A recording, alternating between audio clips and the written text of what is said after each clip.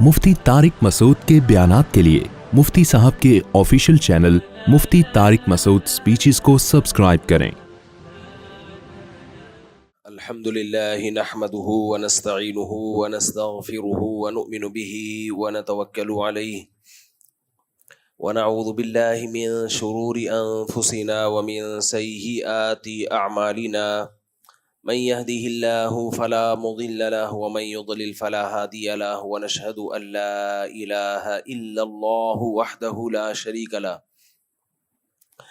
ونشهد أن سيدنا وحبيبنا وشفيعنا وسندنا محمدا عبده ورسوله صلى الله تعالى عليه وعلى آله وأصحابه وبارك وسلم تسليما كثيرا كثيرا أما بعد فأعوذ بالله من الشيطان الرجيم بسم الله الرحمن الرحيم وَلَنَبْلُوَنَّكُمْ بِشَيْءٍ مِّنَ الْخَوْفِ وَالْجُوعِ وَنَقْصٍ مِّنَ الْأَمْوَالِ وَالْأَنفُسِ وَالثَّمَرَاتِ وَبَشِّرِ الصَّابِرِينَ الَّذِينَ إِذَا أَصَابَتْهُم مُّصِيبَةٌ قَالُوا إِنَّا لِلَّهِ وَإِنَّا إِلَيْهِ رَاجِعُونَ أُولَئِكَ عَلَيْهِمْ صَلَوَاتٌ مِّن رَّبِّهِمْ وَرَحْمَةٌ وَأُولَئِكَ هُمُ الْمُهْتَدُونَ وقال النبی صلی اللہ علیہ وسلم لیس منا من مات علی العصبیہ او کما قال صلی اللہ علیہ وسلم۔ قرآن مجید کی آیت اور نبی صلی اللہ علیہ وسلم کی حدیث پڑھی ہے۔ اللہ تعالیٰ سے دعا ہے اللہ تعالیٰ صحیح طرح سے بات کہنے کی، سننے کی، سمجھنے کی، اور پھر اللہ عمل کی ہم سب کو توفیق عطا فرمائے۔ قرآن مجید میں اللہ تعالیٰ کا ارشاد ہے وَلَنَبْلُوَنَّكُمْ بِشَيْءٍ مِّنَ الْخَوْفِ وَالْجُوعِ وَنَقْصٍ مِّنَ الْأَمْوَالِ وَالْأَنفُسِ وَالثَّمَرَاتِ، ہم تمہیں ضرور بے ضرور آزمائیں گے، خوف میں مبتلا کر کے۔ یہ خوف تمہیں جان کا بھی ہوگا، مال کا بھی ہوگا، تمہاری پیداوار میں کمی کا بھی ہوگا۔ ہر طرح کی آزمائشیں تم پر آئیں گی، اور اللہ کہتے صرف آئیں گی نہیں، وَلَنَبْلُوَنَّكُمْ، ضرور بالضرور آئیں گی۔ کیوں آئیں گی بھائی؟ کیا معاذ اللہ یہ چاہتا ہے کہ دنیا میں فساد رہے، دنیا میں امن قائم نہ ہو، لوگ بھوک میں مبتلا ہوں، لوگ مسائل کا شکار ہوں؟ تو اللہ کو ان سب چیزوں سے کیا ملتا ہے بھائی؟ انسانوں کو پریشانیوں میں ڈال کے اللہ کو کیا فائدہ ہو رہا ہے؟ کیا والدین چاہتے ہیں کہ ان کی اولاد پریشانیوں میں رہے؟ لیکن حدیث میں تو آتا ہے بھائی اللہ کو اپنی مخلوق سے محبت ماں سے 70 گنا زیادہ ہے۔ تو پھر اللہ تعالیٰ کیوں انسان کو پریشانیوں میں بھی ڈالتے ہیں؟ وَلَنَبْلُوَنَّكُمْ بِشَيْءٍ مِّنَ الْخَوْفِ وَالْجُوعِ، خوف میں ڈالیں گے، بھوک میں ڈالیں گے، وَنَقْصٍ مِّنَ الْأَمْوَالِ، مال کا نقصان بھی ہوگا، وَالْأَنفُسِ، جانوں کا نقصان بھی ہوگا، والثمرات، پیداوار کا نقصان بھی ہوگا۔ سارے ہی نقصانات اللہ نے ذکر کر دیے۔ تو اتنے سارے نقصانات میں ڈالنے سے اللہ چاہتے کیا ہیں؟ اللہ بتاتے ہیں، میں بتاتا ہوں کیا چاہتا ہوں میں نے دنیا کو دارالامتحان بنایا ہے۔ دنیا عیش کی جگہ نہیں ہے، مزے کی جگہ نہیں ہے۔ یہاں مزے ملیں گے تمہیں، لیکن یہ جگہ مزوں کی نہیں ہے۔ یہاں پیٹ بھرے گا تمہارا، لیکن یہ جگہ پیٹ بھرنے کی نہیں ہے۔ یہاں دولت ملے گی تمہیں، لیکن یہ جگہ دولت کمانے کی نہیں ہے۔ یہاں تمہیں صحت ملے گی، لیکن یہ جگہ صحت کمانے کی نہیں ہے۔ یہاں تم شادیاں کرو گے، لیکن یہ جگہ شادیاں کرنے کی نہیں ہے۔ یہاں تم لائف کو انجوائے بھی کرو گے لیکن یہ انجوائمنٹ کی جگہ نہیں ہے. پھر کس کی جگہ ہے اللہ؟ یہ تو نے بنائی کیوں ہے؟ کافر کہتا ہے ایسا ہی بنا دی اللہ نے, کوئی وجہ نہیں ہے. کچھ کافر کہتے ہیں بنائی کہاں, بن گئی خود بخود. خود بخود ہمارا دماغ بن گیا, خود بخود ہماری آنکھیں بن گئیں, خود بخود ہماری ناک بن گئی, خود بخود ہم سب بن گئے اور چل پھر رہے ہیں. آٹومیٹیکلی یہ سب کچھ ہو رہا ہے. ہو نہیں سکتا بھائی, آٹومیٹک مشین بھی بنائی جاتی ہے, بنتی نہیں ہے. مینول سے زیادہ تو آٹومیٹک مشکل ہے. پہلے مینول مشینیں ایجاد ہوئی ہیں, آٹومیٹک بعد میں, ان پہ زیادہ محنت ہوئی ہے. تو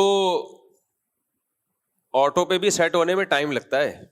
پہلے کوئی آپ کو ایک ٹریک پہ چلاتا ہے, پھر آپ آٹو ہو جاتے ہیں. جیسے کچھ لوگ دوسری شادی کرتے ہیں, پھر تیسری کرتے ہیں, پھر وہ آٹو پہ سیٹ ہو جاتے ہیں, کرتے ہی رہتے ہیں. وہ ان کو روکنا پڑتا ہے, بس کرو.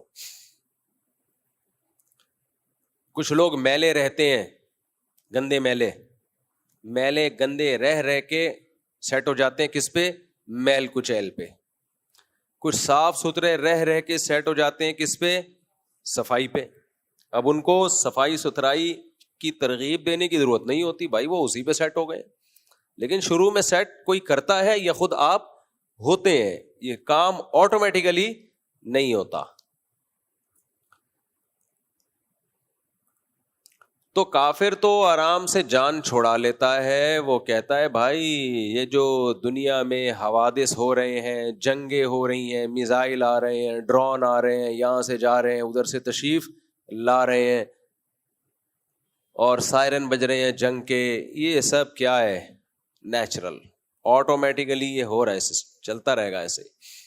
بیماریاں آئیں, پریشانیاں آئیں, کووڈ آیا, پوری دنیا کو لپیٹ لیا اس نے,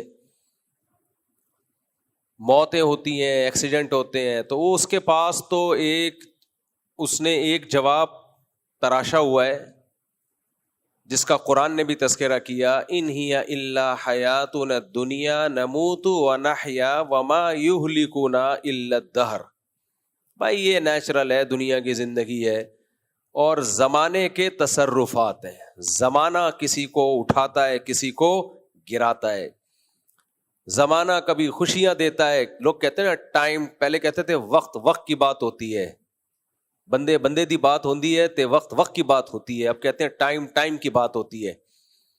کل کہیں گے ٹائم کی ٹاک ہوتی ہے.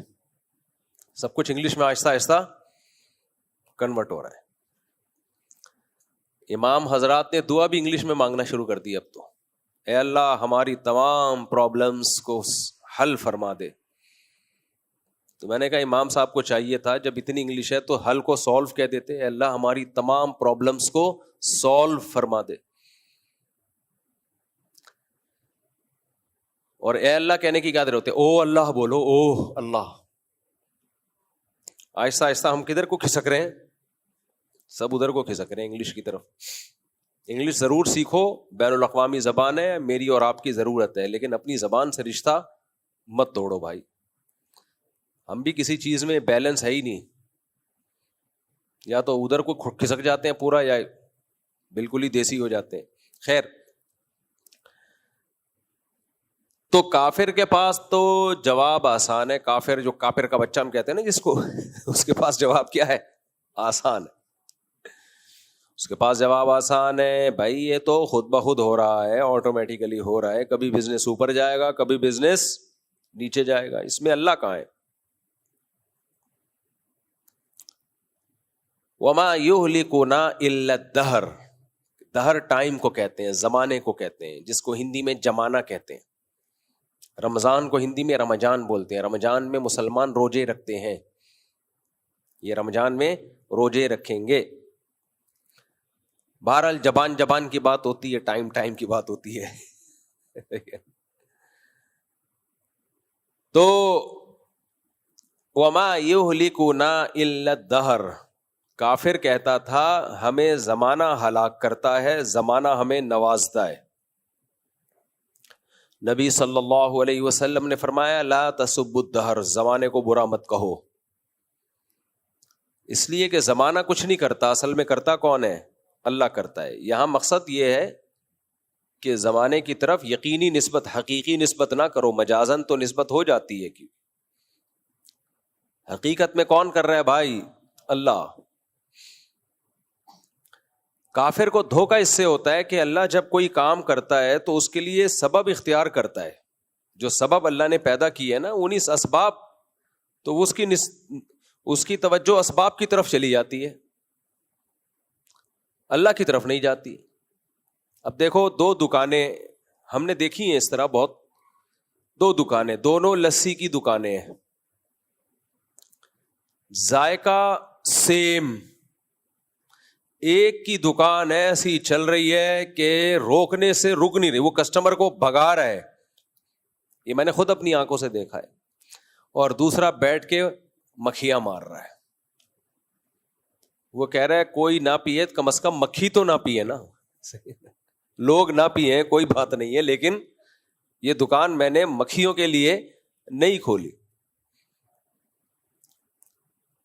اب کافر بولے گا بھائی اصل میں ہوتا یہ ہے کہ جب کوئی بندہ آ رہا ہوتا ہے تو اس کی دکان پہ رش دیکھ کے ادھر چلا جاتا ہے، اس کی دکان پہ رش نہیں ہے. بھائی ٹھیک ہے، لیکن یہ سبب اللہ نے اس کے لیے پیدا کر دیا، اس کے لیے پیدا نہیں کیا.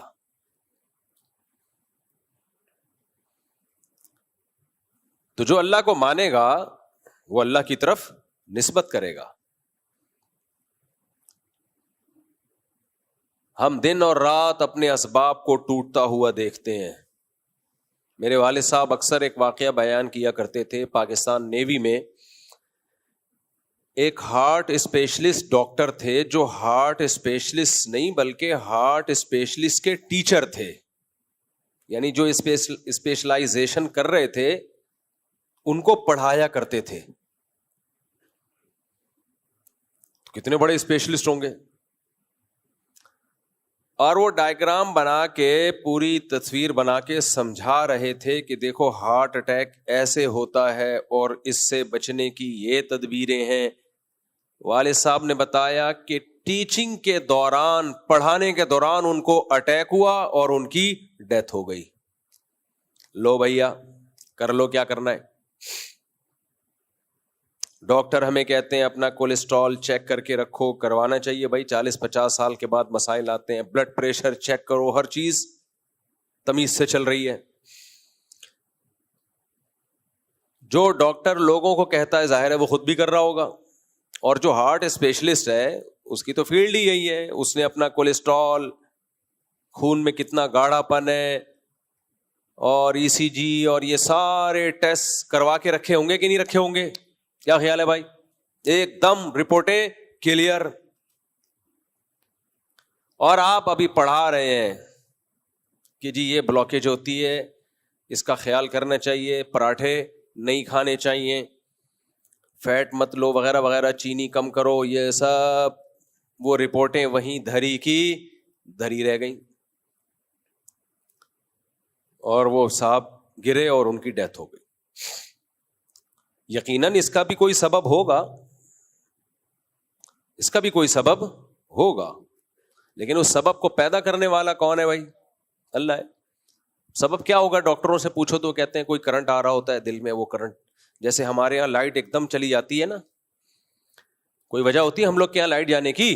جنگ نہیں بھی ہوتی تو بھی لائٹ گئی بھی ہوتی ہے، جنگ نہیں بھی ہوتی تو بھی بتیاں بجھی بھی ہوتی ہیں. تو ہمیں تو انڈیا سے ویسے بھی کوئی اس لیے مسئلہ نہیں ہے کہ یہ مسئلے تو ہم پہلے سے دیکھ رہے ہیں.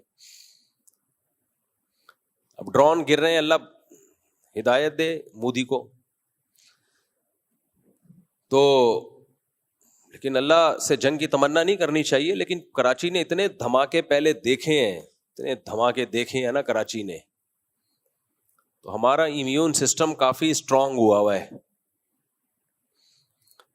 تو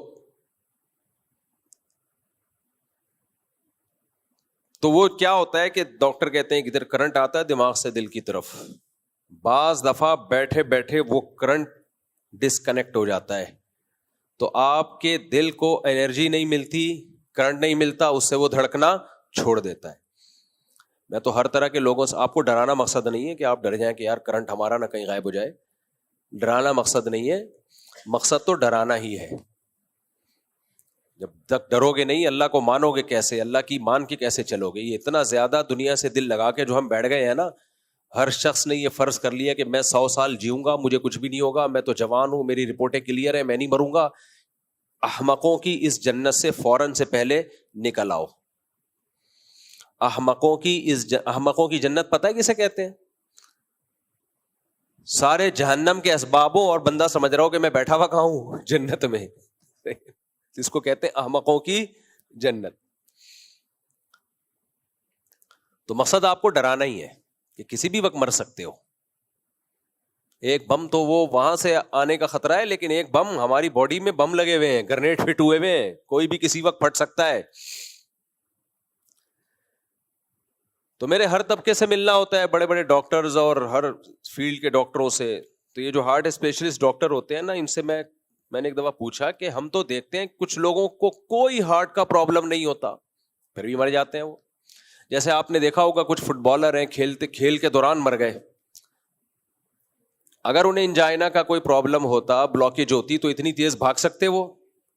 سوال ہی پیدا نہیں ہوتا. ڈاکٹر کہتے ہیں نا, جو آدمی جاگنگ کر رہا ہے اور سانس پھول رہا ہے اور سینے میں پین نہیں ہو رہا, اس کا مطلب اس کی جتنی آرٹریز ہیں وہ سب اوپن ہے, وہ بالکل کھلی ہوئی ہیں. لیکن ہم دیکھتے ہیں بھاگتے بھاگتے دھڑام سے گرے, انا للہ. تو میں نے ایک ہارٹ اسپیشلسٹ سے پوچھا, میں نے کہا یہ کیا کہانی؟ بعض دیکھا ہم نے ساری رپورٹیں کلیئر ہیں, بیٹھے بیٹھے نکل لیے. تو ڈاکٹر کہتے ہیں بھائی وہ کرنٹ آ رہا تھا, وہ کسی وجہ سے فیوز اڑ گیا یا کیا ہو گیا. جیسے موٹر چلتے چلتے اچانک بند, پتا چلا جی وہ فیوز اڑ گیا ہے. فیوز بھی بہت لوگوں کا اڑتا رہتا ہے. تو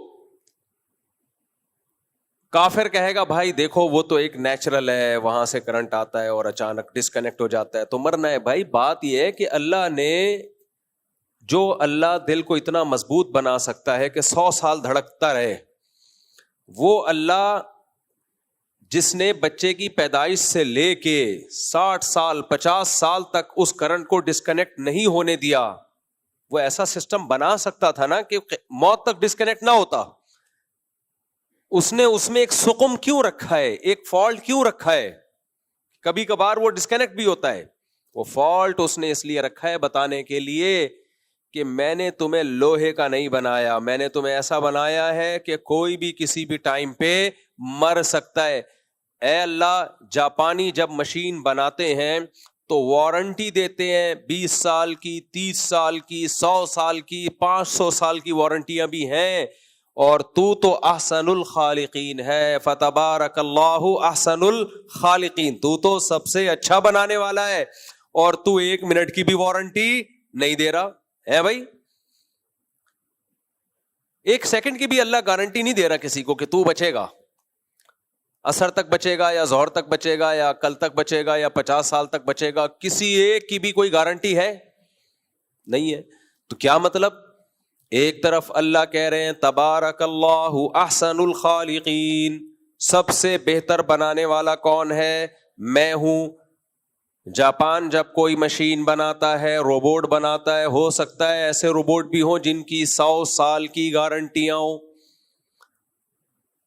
جاپان کا سائنسدان کوئی روبوٹ بناتا ہے تو 100 سال کی گارنٹی لے رہا ہے, اور اللہ انسان کو بنا رہا ہے 1 سیکنڈ کی بھی گارنٹی بولو نہیں. تو سمجھ میں نہیں آتا ہے. اللہ تو ایک طرف تو کہتا ہے میں زیادہ بہتر بنانے والا ہوں, تو نے ایسی مشین بنائی 1 منٹ کی گارنٹی نہیں, بیٹھے بیٹھے مر جائے بندہ. تو اس کا جواب اللہ دیتا ہے کہ اگر میں تمہیں گارنٹی دے دوں کہ تم 100 سال جیو گے تو تم پھر انسان کے بچے بن کے زندگی نہیں گزارو گے, پھر تم انسان کے بچے نہیں بنو گے. پھر تم بولو گے جس 99 سال کے بعد ہم توبہ کریں گے, پھر تم بولو گے اچھا بھی 100 سال تو اللہ نے گارنٹی دی ہوئی ہے, تو ٹھیک ہے 99 سال, بلکہ 99 بھی نہیں, جب 99 سال 11 مہینے 30 دن کے ہو جائیں گے, 31واں دن جو دسمبر کا 1 دن رہ جائے گا, اس کے بھی 24 گھنٹوں میں 23 گھنٹے 59 منٹ 59 سیکنڈ کے بعد توبہ کریں گے ہم. کیا خیال ہے بھائی؟ ابھی مجھے اور آپ کو بتا دیا جائے ہم نے 100 سال زندہ رہنا ہے تو ایک دم سے ہمارا لائف اسٹائل چینج. یار 100 سال تو پھر دیکھیں گے یار, آخر میں سوچیں گے کیا کرنا ہے, ابھی تو عیش کرو, عیاشی کرو. ہمارے ایک دوست تھے, کلاس فیلو تھے, کلاس فیلو تو نہیں بس دوست تھے, تو انہوں نے 20-22 سال میں داڑھی واڑی رکھ لی ماشاء اللہ. تو ایک بندے نے ان کو بلا کے میرے سامنے بولا, یار ابھی تمہاری جینے کی عمر ہے, تم لونڈے لپاڑے ہو, تم لڑکے ہو, ابھی سے تم نے کیا داڑھی واڑی رکھ لی, ٹوپی پہن لی, ابھی عیاشی کرو, دنیا میں گھومو پھرو, یہ تو آخری عمر کے کام ہیں, آخری عمر کے دھندے ہیں یہ. جب تھوڑے ایجڈ ہو جاؤ گے اس وقت یہ چیزیں اچھی لگتی ہیں, ابھی کیا کرو عیش. لوگ کہہ رہے ہوتے ہیں بیٹا ابھی تمہاری عمر ان چیزوں کی, کہتے ہیں نا بیٹا ابھی تمہاری عمر صوفی بننے کی نہیں ہے, یہ جب دادا نانا بن جاؤ گے تو کرنا. اور دادا نانا تو کم وقت بنتا کہاں ہے, شادی 40 سال میں کرے گا تو نانا دادا کدھر بنے گا. وہ دادے نانے ونس اپون اے ٹائم ہوا کرتے تھے, جب ٹائم پہ شادیاں ہوتی تھی, جوانی میں دادا بنتا تھا, محلے کا دادا ہو جاتا تھا تھوڑے دنوں میں. ابھی تو دادا مارکیٹ سے ویسے بھی شارٹ ہے اور ویسے بھی شارٹ ہو رہے ہیں. ویسے شارٹ کا مطلب یہ کہ بننے سے پہلے فوت ہو جاتے ہیں, اور ویسے شارٹ کا مطلب دوسرا والا ویسے جو میں نے بولا اس کا مطلب جو بنتے ہیں ان کی صحتیں اس قابل ہے ہی نہیں کہ وہ زندہ رہیں, بس ان کو پوتے کی اطلاع ملتی ہے اور وہ دنیا سے چلے جاتے ہیں کیونکہ صحتیں ایسی ہو گئی ہیں. پراٹھے پھوڑ پھوڑ کے اور بریانیاں اور وغیرہ وغیرہ پھوڑ پھوڑ کے. خیر, تو اللہ تعالی انسان کی باڈی کی گارنٹی نہیں لیتے. کتنا بڑا پہلوان ہو, کتنا صحت مند ہو. ابھی 2-4 سال پہلے کوئی بہت بڑا باڈی بلڈر تھا, جم میں ہی اس کی ڈیتھ ہوئی ہے. تو جم میں ایکسرسائز کے دوران ٹہل گئے. اچھا ہم لوگ کیا جم میں دنیا سے جانے کا خطرہ زیادہ ہوتا ہے. باہر ملکوں میں نے دیکھا ہے جب کوئی ایکسرسائز کے لیے جم میں جاتا ہے اس کا پہلے بی پی چیک ہوتا ہے, اس کی شوگر چیک ہوتی ہے, سمجھ رہے کہ اس قابل بھی ہے تو اس کے بعد وہ اجازت دیتے ہیں. ہمارے یہاں ہوتا ہے کچھ چلے جاؤ. اب بعض دفعہ آدمی کی شوگر ویسے ہی لو ہوئی ہوئی ہوتی ہے, اس کو پتہ نہیں ہوتا, شوگر کا پیشنٹ بن چکا ہوتا ہے, اس کو پتہ ہی نہیں ہوتا میں شوگر کا پیشنٹ ہوں. اس نے ایکسرسائز کی, اس کی شوگر اور زیادہ لو ہوئی اور وہیں سے لو بھائی, شوگر لو ہوئی اور کام ہو گیا, لو بھائی نکل لیے. بی پی بہت زیادہ پہلے سے لو ہوا ہے, تھوڑی ایکسرسائز کی, ایکسرسائز سے بی پی اور لو ہو جاتا ہے, پسینہ وسینہ نکلتا ہے, تو نکلا تو تھوڑا بہت اندر کچھ بچا تھا وہ بھی ختم. خیر یہ کیا قصے لے کے بیٹھ گیا میں. تو میں یہ عرض کر رہا ہوں کہ دیکھو انسان کی باڈی کی گارنٹی اللہ نے نہیں لی. اب معاذ اللہ یا تو اس کی علامت ہے کہ وہ بنانے والا کی بنانے میں نقص ہے, ظاہر ہے بنانے والے کے بنانے میں نقص نہیں ہو سکتا. اس نے سورج بنایا, اربوں سال سے اتنی انرجی دے رہا ہے, کبھی تھکا نہیں ہے. 13 لاکھ گنا زمین سے بڑا, 13 لاکھ زمینیں اکلوتے سورج میں آ سکتی ہیں, اور ایسے دہکتا ہوا جہنم کا انگارہ ہے, وہ ایسی آگ پھینک رہا ہے.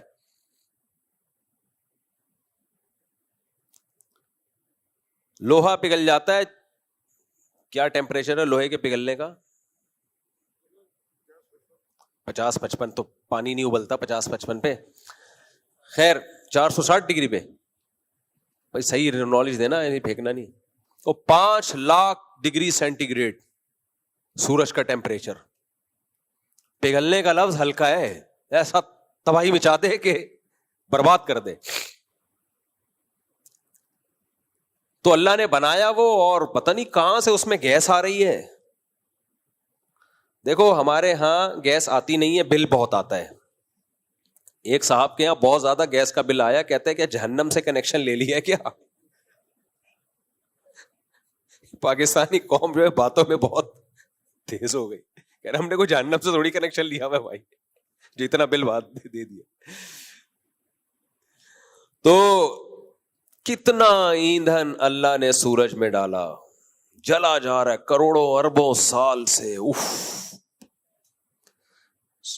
میں تو وہ ناسا کی ویڈیو بہت شوق سے دیکھتا ہوں، کوئی ویڈیو چھوڑتا نہیں ہوں میں، جو ناسا کی اپڈیٹس آ رہی ہوتی ہیں. اچھا، لوگوں کو کچھ پتا نہیں ہوتا، لوگ کہتے ہیں کباڑ کا ڈبہ چھوڑا ہوا ہے، وہ وہاں تک پہنچا کیسے؟ ہمارے یہاں ناسا سے بڑے سائنسدان ہیں الحمدللہ. جب میں لوگوں کے کمنٹس بھی پڑھتا ہوں، میں دیکھتا ہوں اس خبر کا لوگوں پہ کیا اثر پڑ رہا ہے. وہ جو خلائی سیارہ چھوڑتے ہیں نا، تو ناسا نے ایک سیارہ چھوڑا ہوا ہے، غالباً 87 میں چھوڑا تھا سورج کی طرف، بہت تیز اسپیڈ میں، سیکنڈوں میں پتہ نہیں کتنے کلومیٹر چلا جاتا ہے وہ. تو ابھی وہ سورج کے قریب ہے، تو اس میں کچھ ایسا سسٹم لگایا کہ ٹیمپریچر کا اس پہ اثر نہ ہو. وہاں سے وہ کیا آوازیں، بڑی ڈینجرس خطرناک آوازیں ریکارڈ کر کے بھیج رہا ہے. اور وہ جو سورج سے جو شعاعیں نکل رہی ہیں نا، لہریں، جو آگ کے شعلے نکل رہے ہیں، ان شعلوں کی لینتھ پتہ چل رہی ہے کہ کتنے اونچے اونچے تو اس کے شعلے ہیں جو آگ نکل رہی ہے. بہت بڑے بڑے شعلے ہیں، وہ ایسے آگ کا دہکتا ہوا گولا. یہ ہمیں یہاں سے اتنا تمیز کا نظر آتا ہے سورج، اتنی تمیز والی چیز ہے نہیں جتنی ہم سمجھ رہے ہیں اس کو. اتنی آگ بھری ہوئی ہے اس میں، اتنی آگ. اور ہزاروں سال تو اس کے مرکز سے جو انرجی نکلتی ہے نا، جو لائٹ نکلتی ہے، ہزاروں سال اس لائٹ کو سورج کی تہہ تک پہنچنے میں لگتے ہیں، اور پھر 9 منٹ میں ہم تک پہنچ جاتی ہے وہ. تو قدرت کا ایک چیز قدرت کا شاہکار ہے.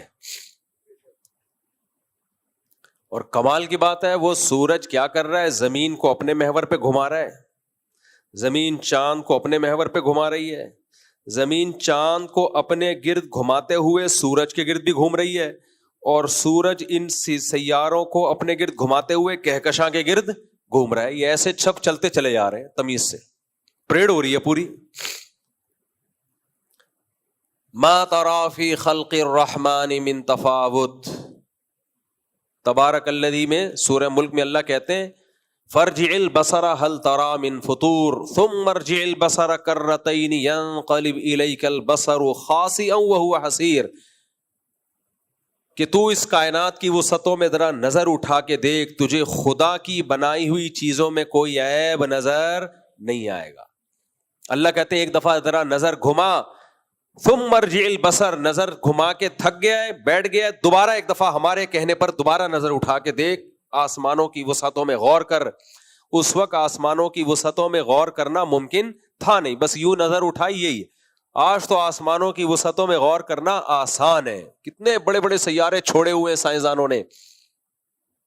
تو اللہ کہتے ہیں ثم ارجع البصر کرتین، دوبارہ اپنی نظر اٹھا، ایک دفعہ نہیں، دوبارہ غور کر، بار بار. کرتین کا مطلب بار بار یہ کام کر.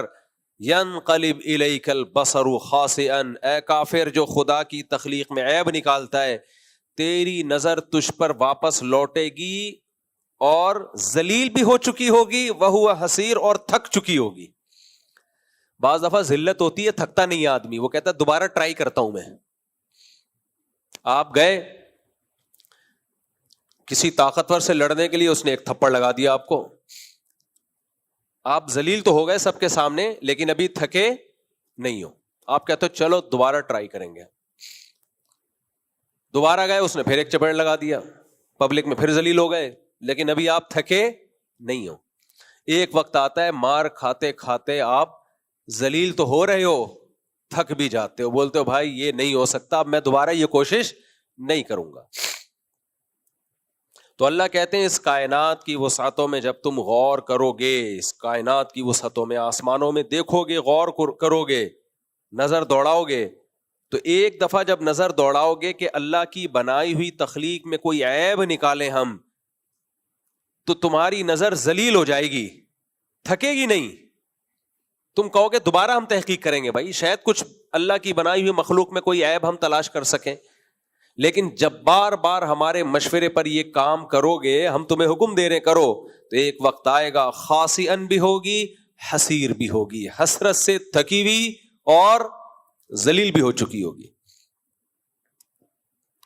کوئی بھی چیز اٹھا کے دیکھ لیں کائنات میں, مچھر پہ غور کر لو, پاگل ہو جاتا ہے آدمی. یار اللہ نے اتنی سی مخلوق کو ایسا زبردست بنایا ہے, 100 آنکھیں اس کی کھوپڑی پہ لگا دی, اتنی سی کھوپڑی پہ 100 آنکھ, تبھی مچھر 360 پہ دیکھتا ہے, 360 پہ دیکھ رہا ہوتا ہے مچھر. نہیں آئی سمجھ میں, ہم سمجھ رہے تو ادھر کو جا رہا ہے, ادھر نظر آ رہا ہے. نا نا نا نا, وہ پیچھے دیکھ رہا ہے کہ بندہ بیٹھا ہوا ہے, ابھی اس کا خون چوسنا ہے. اور یہ کام مچھر نہیں کرتا, مچھریا کرتی ہے.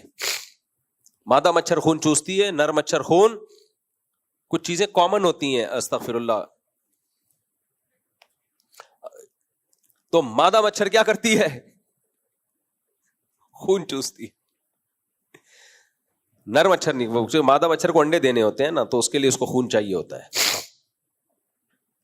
اب دیکھو ہمیں ہی کاٹتی ہے اور ہمارے ہی خون پہ انڈے بھی دیتی ہے. یعنی اس کی ماں نے ہمارا خون پیا تھا تو اس کو جنا تھا. احسان فراموشی ہے یا نہیں ہے؟ ہمارا خون نہ پیا ہوتا تو اس مچھریا کی ماں نے اس کو جنا ہوتا نہ. ہمارا خون پی کے اس کی ماں نے اس کو جنا. اس کا شکر کا تقاضا یہ تھا اب ہمارا خون نہ پیتی, کہ بھئی مجھے تو زندگی انسان کے خون کے پینے سے ملی ہے, میری ماں نے ان کا خون پیا تھا مفتی صاحب کا, تو میں پیدا ہوئی. یا آپ مفتی صاحب کا یا مستفتی صاحب کا جو بھی ہے, تو اس کا تقاضا ہے. لیکن کہتی ہے نہیں, میری ماں نے تیرا خون پی کے مجھے جنا تھا, اب میں بھی تیرا خون پی کے اپنے بچوں کو جنوں گی. اٹ از کالڈ احسان فراموشی. بہت بڑی احسان فراموشی ہے جو استغفر اللہ, جو مچھریا کو نہیں کرنی چاہیے. خیر, تو کیا بات کر رہا تھا یار, کدھر کو نکل گئے ہم. ہاں, اللہ تعالیٰ کہتے ہیں ما ترى فی خلق الرحمن من تفاوت, تمہیں رحمان کی تخلیق میں بنائی ہوئی چیزوں میں کوئی عیب نظر نہیں آئے گا. عیب کا مطلب کیا ہے؟ جس چیز کو جیسا بنانا چاہیے تھا نا, ہونا چاہیے اس کی نیچر کے مطابق, بالکل ویسا ہی بنایا ہے اس کو, بالکل ویسا بنایا ہے. تو یہ اس کی علامت ہے بھائی, بنانے والا ناقص نہیں ہے. لیکن پھر وہی سوال, اے اللہ جاپان تو یہ دعویٰ نہیں کرتا کہ میری بنائی ہوئی چیزوں میں کوئی عیب نہیں ہے, بلکہ انہوں نے کمپنیاں بٹھائی ہوئی ہیں, سوزوکی کمپنی, ٹویوٹا کمپنی میں کچھ سائنٹسٹ اور انجینئرز ہر وقت بیٹھے رہتے ہیں, بھائی کہیں کوئی فالٹ نظر آئے تو بتاؤ, اگلی جب جو پروڈکٹ مارکیٹ میں آئے گی تو اس میں ہم اس فالٹ کو دور کریں گے. تبھی وہ جاپانی کمپنیوں کا اب تک کوئی مقابلہ نہیں کر سکا ہے. اس کی وجہ یہ ہے کہ جب کوئی کمپنی لاتی ہے نا کچھ پروڈکٹ مارکیٹ میں, تو جاپان اس سے ایک اسٹیپ آگے جا چکا ہوتا ہے. تو لیکن جب جاپان چیزیں بنا رہا ہے بھائی, وہ کہہ رہے ہیں میں نے یہ دعویٰ نہیں کرتا کہ کوئی فالٹ نہیں ہے, ہو سکتا ہے ہمیں بتائیے, کمپنی اس کو اگلی دفعہ میں ٹھیک کر دے گی. لیکن پھر بھی وہ گارنٹی لیتا ہے 100 سال کی, 150 سال کی, 200 سال کی, 50 سال کی گارنٹیاں لے لیا. اللہ کہہ رہے میری بنائی ہوئی تخلیق میں کوئی فالٹ نہیں ہے, لیکن گارنٹی نہیں لے رہا. اتنی سی بھی گارنٹی نہیں ہے. بعض دفعہ تو اللہ نے, فرشتے نے ماں کے پیٹ میں لکھ دیا ہوتا ہے یہ بچہ پیدا ہونے سے پہلے مرے گا. یہ ماں کے پیٹ میں لکھ دیا جاتا ہے کہ یہ بچہ پیدا ہونے سے پہلے مر جائے گا, یہ پیدا ہوتے ہی مر جائے گا, یہ پیدا ہونے کے سال بعد مر جائے گا, یہ پیدا ہونے کے 2 سال بعد مر جائے گا, یہ 50 سال کا ہو کے مرے گا, اور یہ 100 سال کا ہو کے بھی نہیں مرے گا. جیسے طارق بھائی, اللہ ان کی عمر میں بہت برکت دے, ماشاءاللہ, اللہ اور برکت دے ان کی عمر میں. ان کے ساتھ کے جتنے تھے مارکیٹ سے, ہماری مسجد کمیٹی کے پرانے صدر تھے, اللہ نے ان کو بڑا اسٹیمنا دیا ہے, حوصلہ دیا ہے, بہت ساری بیماریاں جھیلی ہیں انہوں نے. اچھا, جب بھی مجھ سے ملتے, مفتی صاحب میرا آخری وقت ہے, بس میں جا رہا ہوں. 20 سال سے یہ کہہ رہے ہیں, اللہ اور برکت دے ان کو, میرا مقصد ان کا مذاق اڑانا نہیں ہے, ان کو اپریشیٹ کرنا ہے. تو 20 سال سے کہہ رہے ہیں مفتی صاحب میں گیا, اور واقعی بیماریاں دیکھ کے لگتا ہے گئے, ان کے علاوہ ان کے ساتھ کے سب چلے گئے. تو جب میں ان کو دیکھتا ہوں کہتا ہوں صاحب بس میرا آخری وقت ہے. راشا بھی ہے نا ان کو, بس میں جا رہا ہوں. میں کہتا ہوں آپ طارق بھائی انشاءاللہ نہیں جاؤ گے, اللہ نے اپنی قدرت دکھانے کے لیے آپ کو زندہ رکھا ہوا ہے, اور مزید 20-30 سال اللہ آپ کو انشاءاللہ رکھے گا. کیونکہ میں نے دیکھا ہے جو نہیں ہل رہے تھے وہ ہل گئے. آپ ہل رہے ہو مگر ہل نہیں رہے. آپ کو اللہ اور لمبی زندگی دے گا. اس کی ایک وجہ ماشاءاللہ اللہ سے تعلق بھی ہے. جس کا اللہ سے تعلق ہوتا ہے ویسے ہی خوش رہتا ہے, وہ ٹینشن زیادہ لیتا نہیں ہے وہ. خیر, تو بھائی اللہ تعالیٰ نے انسان کو بنایا اور اللہ کہتے ہیں میری بھی بنائی ہوئی مخلوق میں کوئی فالٹ نہیں ہے. یہاں ایک اشکال ہوتا ہے کہ معذور بچے بھی تو پیدا ہوتے ہیں اور اس طرح بھی تو ہوتے ہیں. دیکھیں وہ بھی اللہ کی تخلیق کا ایک حصہ ہے. اللہ اگر کبھی کسی کو معذور پیدا ہی نہ کرتا تو پتہ کیسے چلتا کہ معذوری کیا ہوتی ہے. عربی کا ایک مقولہ ہے تعرف الاشیاء باضدادها, ہمیشہ کسی چیز کو پہچانا جاتا ہے اس کے اپوزٹ سے.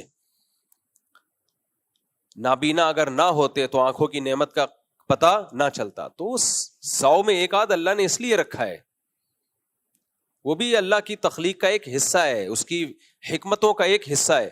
فالٹ کا مطلب کوئی کام بغیر حکمت کے اس نے نہیں کیا, ہر کام حکمت سے کیا ہے. ہر کام میں کوئی نہ کوئی حکمت ہے. تو اللہ تعالی کی حکمت نے تقاضا کیا کہ انسان کی زندگی کی گارنٹی نہ لی جائے. کسی پر کسی بھی وقت میں موت آ سکتی ہے. اس کی وجہ کیا ہے اللہ خود بتاتا ہے قرآن میں. کافر کہتا ہے کوئی وجہ نہیں ہے, بس ایسے ہی ہے. اللہ کہتے ہیں نہیں بھائی ایسا ہی کچھ نہیں ہو رہا. لِيَبْلُوَكُمْ أَيُّكُمْ أَحْسَنُ عَمَلًا, اللہ نے دنیا میں غم اور پریشانیاں اس لیے رکھی ہیں اور موت اس لیے رکھی ہے کیونکہ اللہ تمہیں آزمانا چاہتا ہے. اگر موت نہ ہوتی, پریشانیاں نہ ہوتی تو رزلٹ کیا نکلتا؟ رزلٹ یہ نکلتا کہ سارے انسان اللہ کے نافرمان بن جاتے. یہاں میں ایک پوائنٹ کی بات ضرور کروں گا آپ سے. دیکھو جیسے نیک لوگوں پہ آزمائشیں آیا کرتی ہیں ایسے ہی اسلامی ملکوں پہ بھی آزمائشیں آتی ہیں. ہر وقت اپنے ملک کو معیشت کا تانا دینا, ہم غریب ہیں اور وہ اتنے ترقی کر گئے, ہم ایسے ہیں وہ اتنے ترقی کر گئے. آج ہم بے غیرت بن جائیں, غیرت پہ سمجھوتا کر لیں تو ہم دبئی جیسے ہوں گے, ہم ابو ظہبی جیسے ہوں گے, ہم بہت ترقی کریں گے. تو دنیا میں شاہد انور کی طرح دولت دولت دولت کی رٹ لگا کے مت رکھا کرو. ہر چیز دولت نہیں ہوتی. دولت دنیا میں سب کچھ ہے تو بھائی قارون, فرعون اور ہمارے جو حضرت جی ہمارے ہیں جن کا نام لینا میں نے چھوڑ دیا, ان کے پاس کم دولت ہے.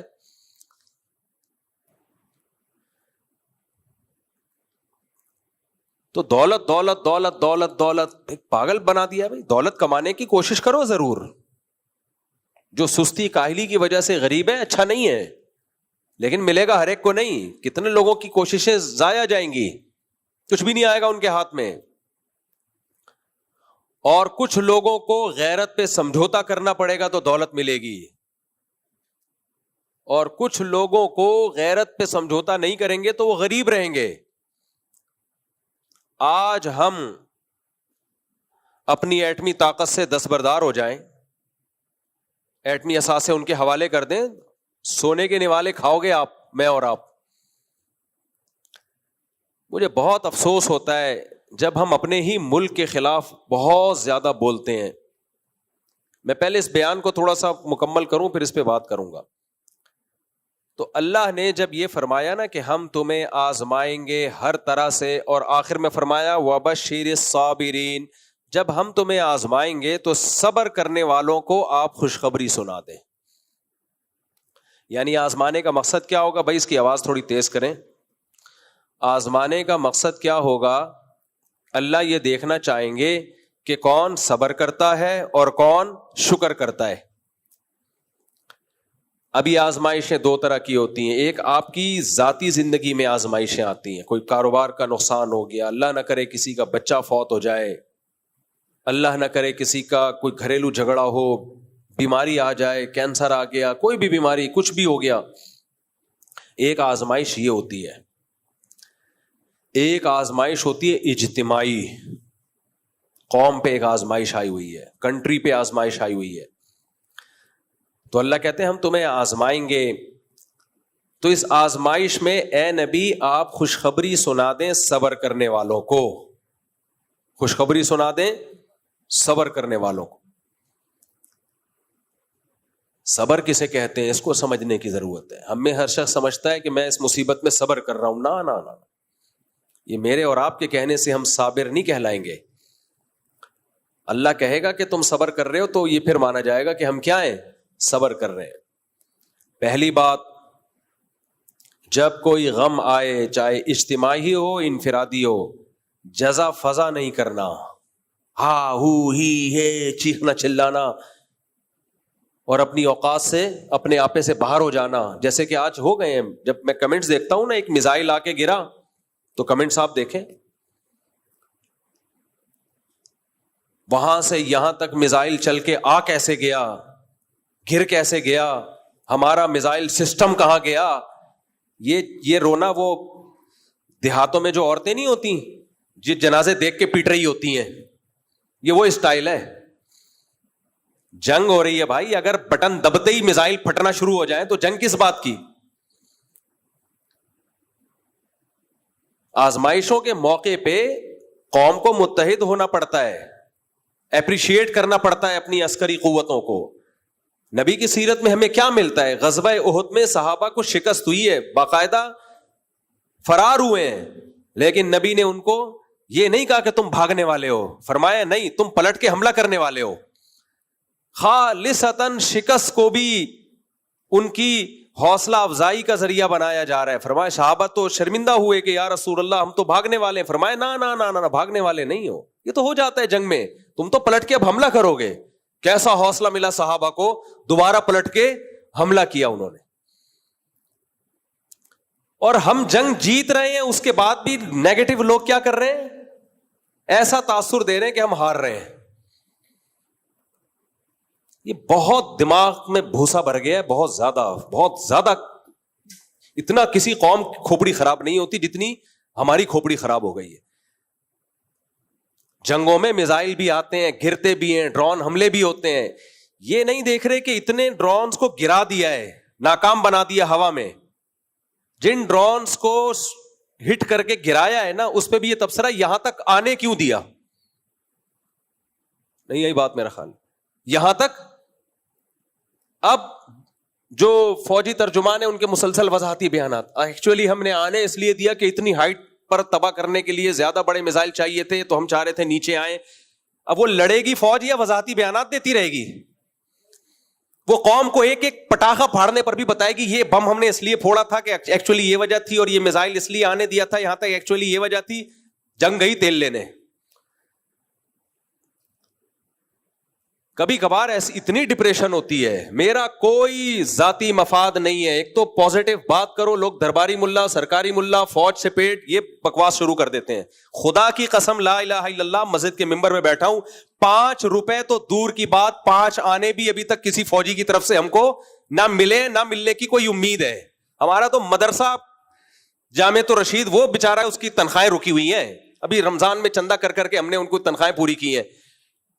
نہ فوجیوں سے جامعۃ الرشید کوئی مراعات لے رہا ہے، نہ ہم لے رہے ہیں. ہم ملک بچانے کی فکر میں لگے ہوئے ہیں. ملک گیا تو میری اور آپ کی واٹ لگے گی. لاشیں یہاں 24 کروڑ عوام ہے، 24 کروڑ عوام ہے، کوے کھائیں گے ان کی لاشوں کو. اتنا قتل ہوگا کہ تم شام کو اور سوریا کو اور شام کو اور عراق کو بھول جاؤ گے تم. منفی باتیں منفی باتیں منفی باتیں. یہ وبشر الصابرین، یہ صبر کرنے والوں کی فہرست میں ایسے لوگ داخل بولو نہیں ہے. جہاز گرا دیے کوئی چھوٹی بات ہے؟ پہلے ہی دن طیارے گرا دیے. جواب کیا دیا جا رہا ہے؟ وہ ہماری عوام کو ہٹ کر رہے ہیں اور یہ ان کے جہازوں کو ہٹ کر رہے ہیں. بھائی ان کی نظر میں جہاز کو ہٹ کرنے سے ان کو زیادہ بوکھلاہٹ ہو رہی ہے. جہاز جو گرے ہیں اس میں پائلٹ بھی گرے ہیں، ان کے جنازے میں ان کا ایک پائلٹ مارنا، درجنوں عوام کو آپ مار دو، فوج کہتی ہے ہمارا ایک پائلٹ کیوں مار دیا آپ نے. لیکن آپ منفی منفی منفی منفی. میں تو کل ساتھیوں سے کہہ رہا تھا یار یہ قوم اس قابل نہیں ہے کہ یہ فتح اور نصرت حاصل کرے. یہ ذلت اب ہمارا مقدر، باتوں سے ایسا لگتا ہے مقدر. میں پھر ڈپریشن میں جاتا ہوں، نیند میری اڑتی ہے. پھر میں نے سوچا موبائل جو ہے نا مغرب کے بعد دیکھو ہی نہیں، بند کر کے رکھ دو. آج ایسا ہی ہوا، میں نے مغرب کے بعد سے موبائل دیکھا نہیں. تو صبح میں نے اٹھ کے پوچھا ہاں بھائی کیا رپورٹ ہے, رات کو دیکھو ہی جنگ سے میں اتنی ڈپریشن نہیں ہوتی انسان کو جتنی اپنی قوم کے حالات دیکھ کے ہوتی ہے. بھائی شکست بھی ہو رہی ہو نا, شکست بھی تو بھی حوصلہ بڑھایا جاتا ہے, نہ تم شکست خوردہ نہیں ہو, آگے بڑھو آگے بڑھو. اور یہاں شکست نہیں ہو رہی, فتح ہو رہی ہے, اس میں بھی منفیت نکالی جا رہی ہے, منفی باتیں کی جا رہی ہیں. وہ میزائل چل کے آ کیسے گئے یہاں تک, اور وہ ڈرون یہاں تک پہنچ کیسے گیا, تماشا دیکھ رہی ہے فوج. فوج جو کر رہی ہے بارڈر پہ کر رہی ہے, میں فوج کا نمائندہ نہیں ہوں, نہ میرا کوئی بچہ بھتیجا بانجا آرمی میں ہے. مجھے پاکستان سے محبت ہے میرے بھائی, ملک گیا ہم سب کی واٹ لگ جائے گی. اتنے مزے سے نہیں بیٹھے ہوئے ہوگے, اور سب سے زیادہ مذہبی لوگوں کو نقصان ہوگا. ابھی حضرت مفتی تقی عثمانی صاحب کی اتنی زبردست اسٹیٹمنٹ آئی کہ یہ جہاد ہے, اس پہ نیگیٹو کمنٹس مفتی تقی صاحب درباری سرکاری. ابے ملک بچانے کی بات کر رہے ہیں میرے بھائی, ملک بچانے کی بات کر رہے ہیں. تو اور کسے جہاد کہتے ہیں؟ لوگ کہتے ہیں فلسطین کو بھول گئے, اس وقت جہاد کا فتویٰ نہیں دیا. کیوں نہیں دیا فتویٰ بھائی؟ اس وقت بھی جہاد کا فتویٰ ہے, اب بھی جہاد کا فتویٰ ہے, اس وقت بھی تھا اب بھی ہے. تو جو قرآن کہتا ہے نا وبشر الصابرین, صبر کرنے والوں کو خوشخبری دیں. تو یہ جو ہم میں سے بعض لوگوں کا جو رسپانس ہے نا کمنٹس میں, یہ صبر نہیں ہے, یہ کیا ہے؟ بے صبری ہے. ایک صاحب جاننے والے انہوں نے مجھے میسج بھیجا, ادھر سے ڈرون آ کے سویلین پہ کیوں گرا, فوج پہ کیوں نہیں گرا؟ تو میں نے ان سے کہا, میں نے کہا دیکھو جنگ کے موقع پر نا اس طرح کی باتیں کر کے یہ شو کرنا کہ ہم اپنی عسکری طاقتوں کے ساتھ نہیں ہیں, یعنی فوج پہ گراؤ ہم پہ نہ گراؤ, اس سے دشمن خوش ہوگا, اور یہ غداری میں آتی ہے یہ سب چیزیں. تو ان کا جواب آیا کہ آپ بھی تو جنرل مشرف پہ بڑی تنقید کیا کرتے تھے مفتی صاحب, اب ہم نے اگر فوج پہ تنقید کر دی تو آپ کو کیوں تکلیف ہو رہی ہے؟ میں نے ان سے کہا, میں نے کہا جنرل مشرف ابھی جنگ لڑ رہا ہوتا نا تو میں اپنی تمام تنقیدیں فی الحال تھوڑی دیر کے لیے سائڈ پہ رکھ دیتا, ڈیلے کر دیتا, جب جنگ میں فتح ہو جائے گی تو کروں گا دوبارہ سے. یہ موقع نہیں ہے, موقع نہیں ہے یہ تنقیدات کا. اور ڈیپو پہ آرمی کے بھی حملے ہوئے ہیں, آپ تو رپورٹ بھی غلط پیش کر رہے ہو. لاہور میں جو حملہ ہوا ہے ہمارے دوست, یہ میں نیوز چینل کی خبر نہیں بتا رہا, یہ تو ہمارے جو دوست ہیں جن سے ہم سے لاہور میں بیٹھے ہوئے ان سے کال پہ بات ہو رہی ہے, وہ کہہ رہے ہیں کہ ادھر آرمی ایریا پہ حملہ ہوا ہے. فرضی چیزیں بنا بنا کے منفیت پھیلانا. انڈیا حملہ سویلین پہ کر ہی اس لیے رہا ہے کہ تاکہ سویلین اپنی فوج کے خلاف کھڑی ہو, ان میں جوش پیدا ہو. اس کا مقصد ہی یہی ہے کہ یہ اپنی فوج کے خلاف کھڑے ہو جائیں کسی طرح. وہ اس کو پتا ہے ہم نہیں مار سکتے ان کی فوج کو, یہیں سے لوگوں کو کھڑا کرو فوج کے خلاف. ابھی میرے بھائی تمام اختلافات کو کھڈے لین لگا دو, عقل مند قومیں یہی کرتی ہیں, کھڈے لین لگاؤ, بعد میں لڑنا, میں بھی اس لڑائی میں آپ کے ساتھ ہوں گا, بعد میں لڑیں گے, ہم تو لڑنے والے لوگ ہیں, دشمن سے نہ موقع ملا آپس میں لڑتے ہیں, گوشت کھاتے ہیں, لڑیں گے, میں بھی لڑوں گا انشاءاللہ. لیکن ابھی خدا کے لیے, ابھی مشرف اور لوگ کہتے ہیں نا مسلم, آپ نے بھی تو مشرف کی مخالفت کی ہے بھائی, کی ہے, لیکن جنگ تھوڑی ہو رہی تھی. مشرف اگر انڈیا سے جنگ کر رہا ہوتا, انڈیا نے اٹیک کیا ہوتا اور مشرف لڑائی کر رہا ہوتا, پھر ہم کہتے ہیں مشرف ایسا مشرف ویسا, پھر اگر کہتے تو ہم غدار وطن ہوتے, پھر غدار کہلاتے ہیں. جیسا بھی ہے, جب لڑائی ہو رہی ہے تو ہم کس کے ساتھ ہیں؟ حجاج ابن یوسف کتنا ظالم تھا, لیکن جب اس نے جنگ کی ہے میدان جہاد میں, صحابہ اس کی صف میں شریک ہو کر لڑے ہیں دشمن سے. بھائی یہ جیسا وردی ہے, ابھی کیا کر رہا ہے, لڑ کس سے رہا ہے؟ اسلام دشمنوں سے لڑ رہا ہے. تو منفی باتیں مت کرو, یہ کیوں ہو رہا ہے وہ کیوں ہو رہا ہے, آپ پتا کسی کو کچھ بھی نہیں ہوتا. میں جب واگا بارڈر گیا وہاں میں نے ایک بیان دیا, اس پہ بھی کچھ لوگ کہہ رہے ہیں کہ پیڈ ہیں, لفافے مل رہے ہیں. اللہ کی قسم ہم نے کسی فوجی سے رابطہ نہیں کیا کہ ہم واگا بارڈر جا رہے ہیں, کیا خیال ہے کتنے پیسے ملیں گے. ہم جب وہاں پہنچے ہیں فوجیوں کو بھی نہیں پتا تھا کہ ہم آئے ہوئے. انہیں جب پتا چلا بہت خوش ہوئے. اس کرنل تھے ایک, انہوں نے کہا کہ ہمیں حوصلہ چاہیے بھائی, حوصلہ پبلک. تو بہت خوش ہوئے کہ آپ لوگوں نے آ کے ہمیں حوصلہ دیا, کچھ ان کو جہاد کی آیتیں سنائیں. کچھ ان کے اپریشیٹ کیا, اتنا خوش ہوئے, کہہ رہے ہیں دل باغ باغ ہو گیا, کوئی تو آیا. تو منفی سوچنا چھوڑ دو, سمجھ رہے ہو, کچھ تھوڑا سا مثبت سوچا کرو. یہ سب نے مل کے اس میں, ہم نے قوم پوری اکٹھی ہوگی اس مسئلے پر, اور سامنے کیا ہے, بتوں کی عبادت کرنے والے, پتھروں کو پوجنے والے. اور بات یہ کہ آپ کے بارڈر پہ جتنے ملک ٹچ ہوتے ہیں سب ویسے ہی آپ کے دشمن ہیں, وہ سب ویسے ہی آپ کے دشمن ہیں. تو قوم بھی دشمن ہوگی تو بنے گا کیا ہمارا؟ فوج سے آپ دشمنی نکال رہے ہو, فوج کی ایسی کی تیسی ہو جائے گی آپ کی, لیکن آپ کی بھی ہوگی, پھر آپ کی اس سے بڑی ہوگی. اور جن کو آپ اپنا دوست سمجھ رہے ہو کہ جی ہمارے دوست ہیں اور یہ ہمیں آزادی دلائیں گے اس فوج سے, نا نا نا نا نا, وہ ایسا غلام بنائیں گے نا آپ کو کہ آپ کی سوچ ہوگی.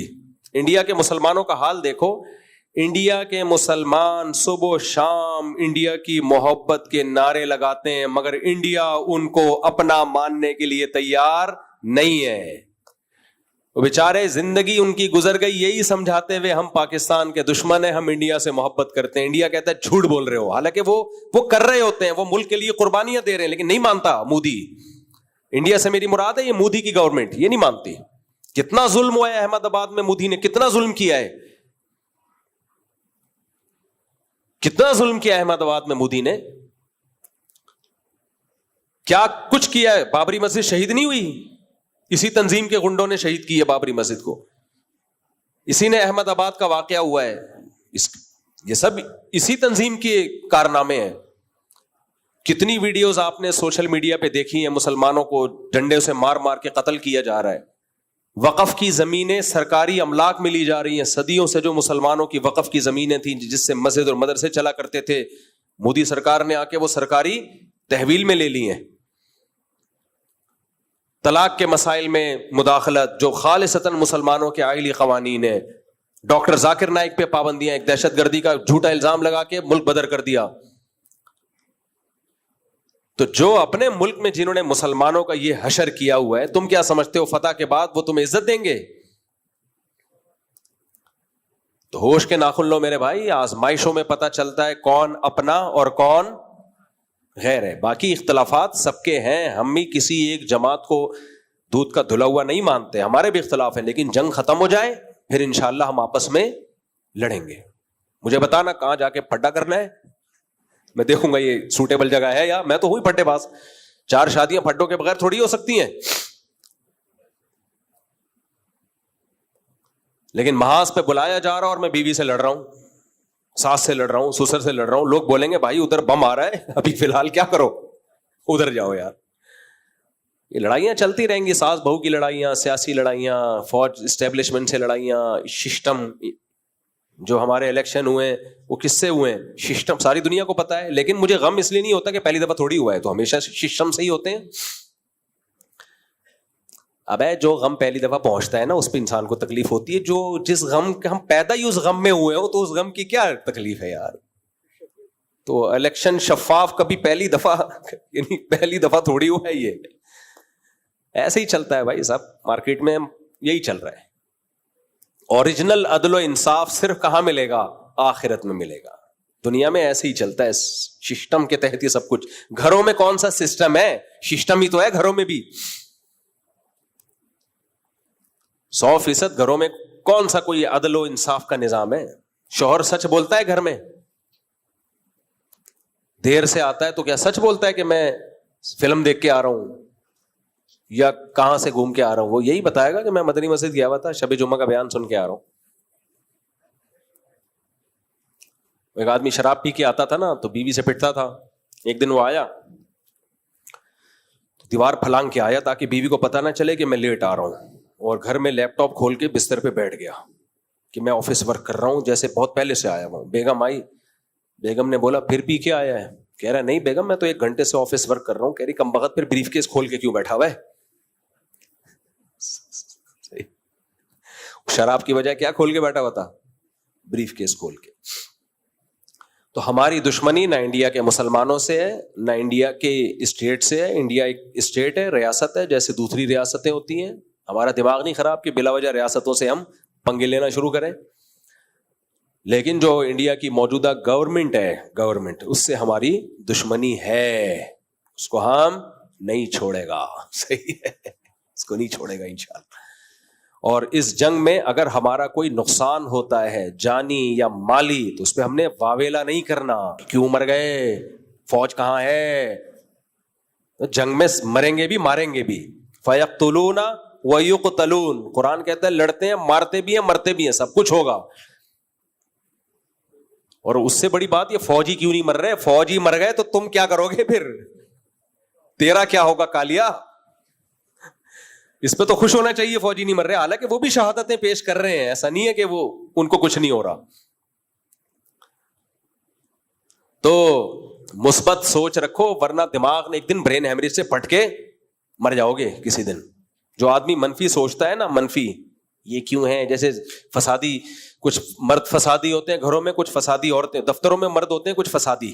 آپ نے دیکھا ہوگا جہاں بھیجو گے وہ سارا سسٹم تباہ کر دیں گے, غیبتیں کر کر کے, یہ کیوں ہو رہا ہے, یہ میرے بعد آیا تھا, اس کی تنخواہ زیادہ کیوں ہے, میں 10 سال سے جھک مار رہا ہوں, ابے اس کی تنخواہ اس لیے زیادہ ہے, کم بخت اس کی تو میٹرک پاس ہے اور یہ پی ایچ ڈی کر کے آیا ہے اس لیے زیادہ ہے. یار یہ غلط ہو رہا ہے, یہ میں اتنے عرصے سے باس کی جو ہے نا وہ چمچا گیری کر رہا ہوں, اور یہ دیکھو یہ دفتروں میں ایسے فساد, مسجدوں میں بھی ہوتے ہیں, یہ کیا ہو رہا ہے, یہ کلر ہے 20 سال سے اس مسجد میں آ رہے ہیں, ایئر کنڈیشن نہیں ہے, چندہ 5 روپے کا بھی نہیں دیا ہوگا انہوں نے. تو ہوتے ہیں ہر جگہ فسادی لوگ ہوتے ہیں, منفی گھروں میں تو بہت ہوتے ہیں لڑوانے والے. یہ میاں بیوی کو لڑواتے ہیں, ساس بہو کو لڑواتے ہیں. ساس بہو کو تو لڑوانے کی ضرورت ہی نہیں ہے میرے بھائی, وہ خود ہی لڑ رہے ہیں, تم آ کے اور آگ لگا رہے, چنگاری لگا رہے, ان کو لڑوا رہے. میں پہلے کسی علاقے میں رہا کرتا تھا, تو مجھے اندازہ وہ میرے گھر والے جب ایک خاص کسی کے گھر میں جاتے ہیں نا, تو جب بھی آئیں تو میری لڑائی ہوتی ہے. میں پریشان تھا, یار ہماری اچھی بھلی زندگی گزر رہی ہوتی ہے, وہ کسی خاتون سے ملنے جب میری گھر والی جاتی ہے, ان کے گھر دوستی ووستی ہے, تو آگے پھر لڑائی. شروع میں میری سمجھ میں, اس وقت ہم ناتجربے کار تھے, پھر مجھے اندازہ ہوا بھائی یہ بہت بڑا مسئلہ ہے. اچھا, بعض خواتین کا گھر میں دیکھا, وہ جب آئی ہیں ملنے کے لیے گئی ہیں تو گھر میں لڑائی ہوئی ہے ہماری. ابے وہی چل رہا ہے, اچھا والا نہیں ہو رہی تھی, یہ اس کے آنے سے ہوتی ہے. اس وقت مجھے اندازہ ہوا کہ کچھ خواتین کا کام آگ بجھانا اور کچھ کا کام آگ جلانا. وہ ماچس کی تیلی ہوتی ہیں, ان کا کام ہے کیا کریں. اور ایک واقعہ سنا دیتا ہوں جس سے آپ کو اندازہ ہو یہ آگ جلانے کے واقعات ہوتے کیسے.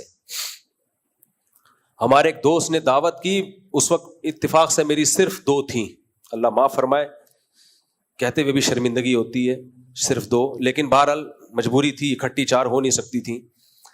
تو میرے گھر والوں کو بلایا عقیقے پہ کسی نے, تو میں نے کہا دونوں کو ایک ساتھ لے کے جاؤں گا تو میں خود نہیں جا سکوں گا, میں باہر ہی کھڑا رہوں گا, تو اس لیے 1 by 1 پہلے ایک کو پھر دوسرے گھر والوں کو لے جاؤں میں. تو جب ایک گھر والوں کو میں لے کر گیا ہوں, تو جیسے میں نے کہا بھائی آدھے گھنٹے بعد میں آ جاؤں گا لینے کے لیے, یا میں وہیں بیٹھا رہا, واللہ وہ مجھے یاد نہیں, بہرحال آدھا گھنٹہ پونا گھنٹہ گزرا, وہ ٹائم پہ گھر والے آ گئے اور میں لے کے چلا آیا. اب دوسرے کو لے کر گیا, دوسرے گھر والوں کو, ان کو وہاں ہو گئی دیر. اب دیر ہو گئی تو مجھے فون کرنا بنتا تھا, بھائی کیا ہو گیا, اتنا ٹائم کیوں ہو گیا. 2-3 دفعہ میں نے فون کر لیا, کیونکہ لیٹ بہت ہو رہے تھے, لیٹ نائٹ, رات دیر ہو گئی تھی رات. میں نے ان کو لے آیا, بہرحال 2-4 دن ہمارے گزرے, اس کے بعد لڑائی شروع, ڈرون پہلی والی سے, جن کو پہلے لے کر گیا تھا نا, ڈرون حملے شروع, اور دھمکیاں, اور ڈرون, بالکل وہی جو ابھی مودی اور پاکستان کا چل رہا ہے. پہلے لائٹ فائرنگ, ہلکی ہلکی.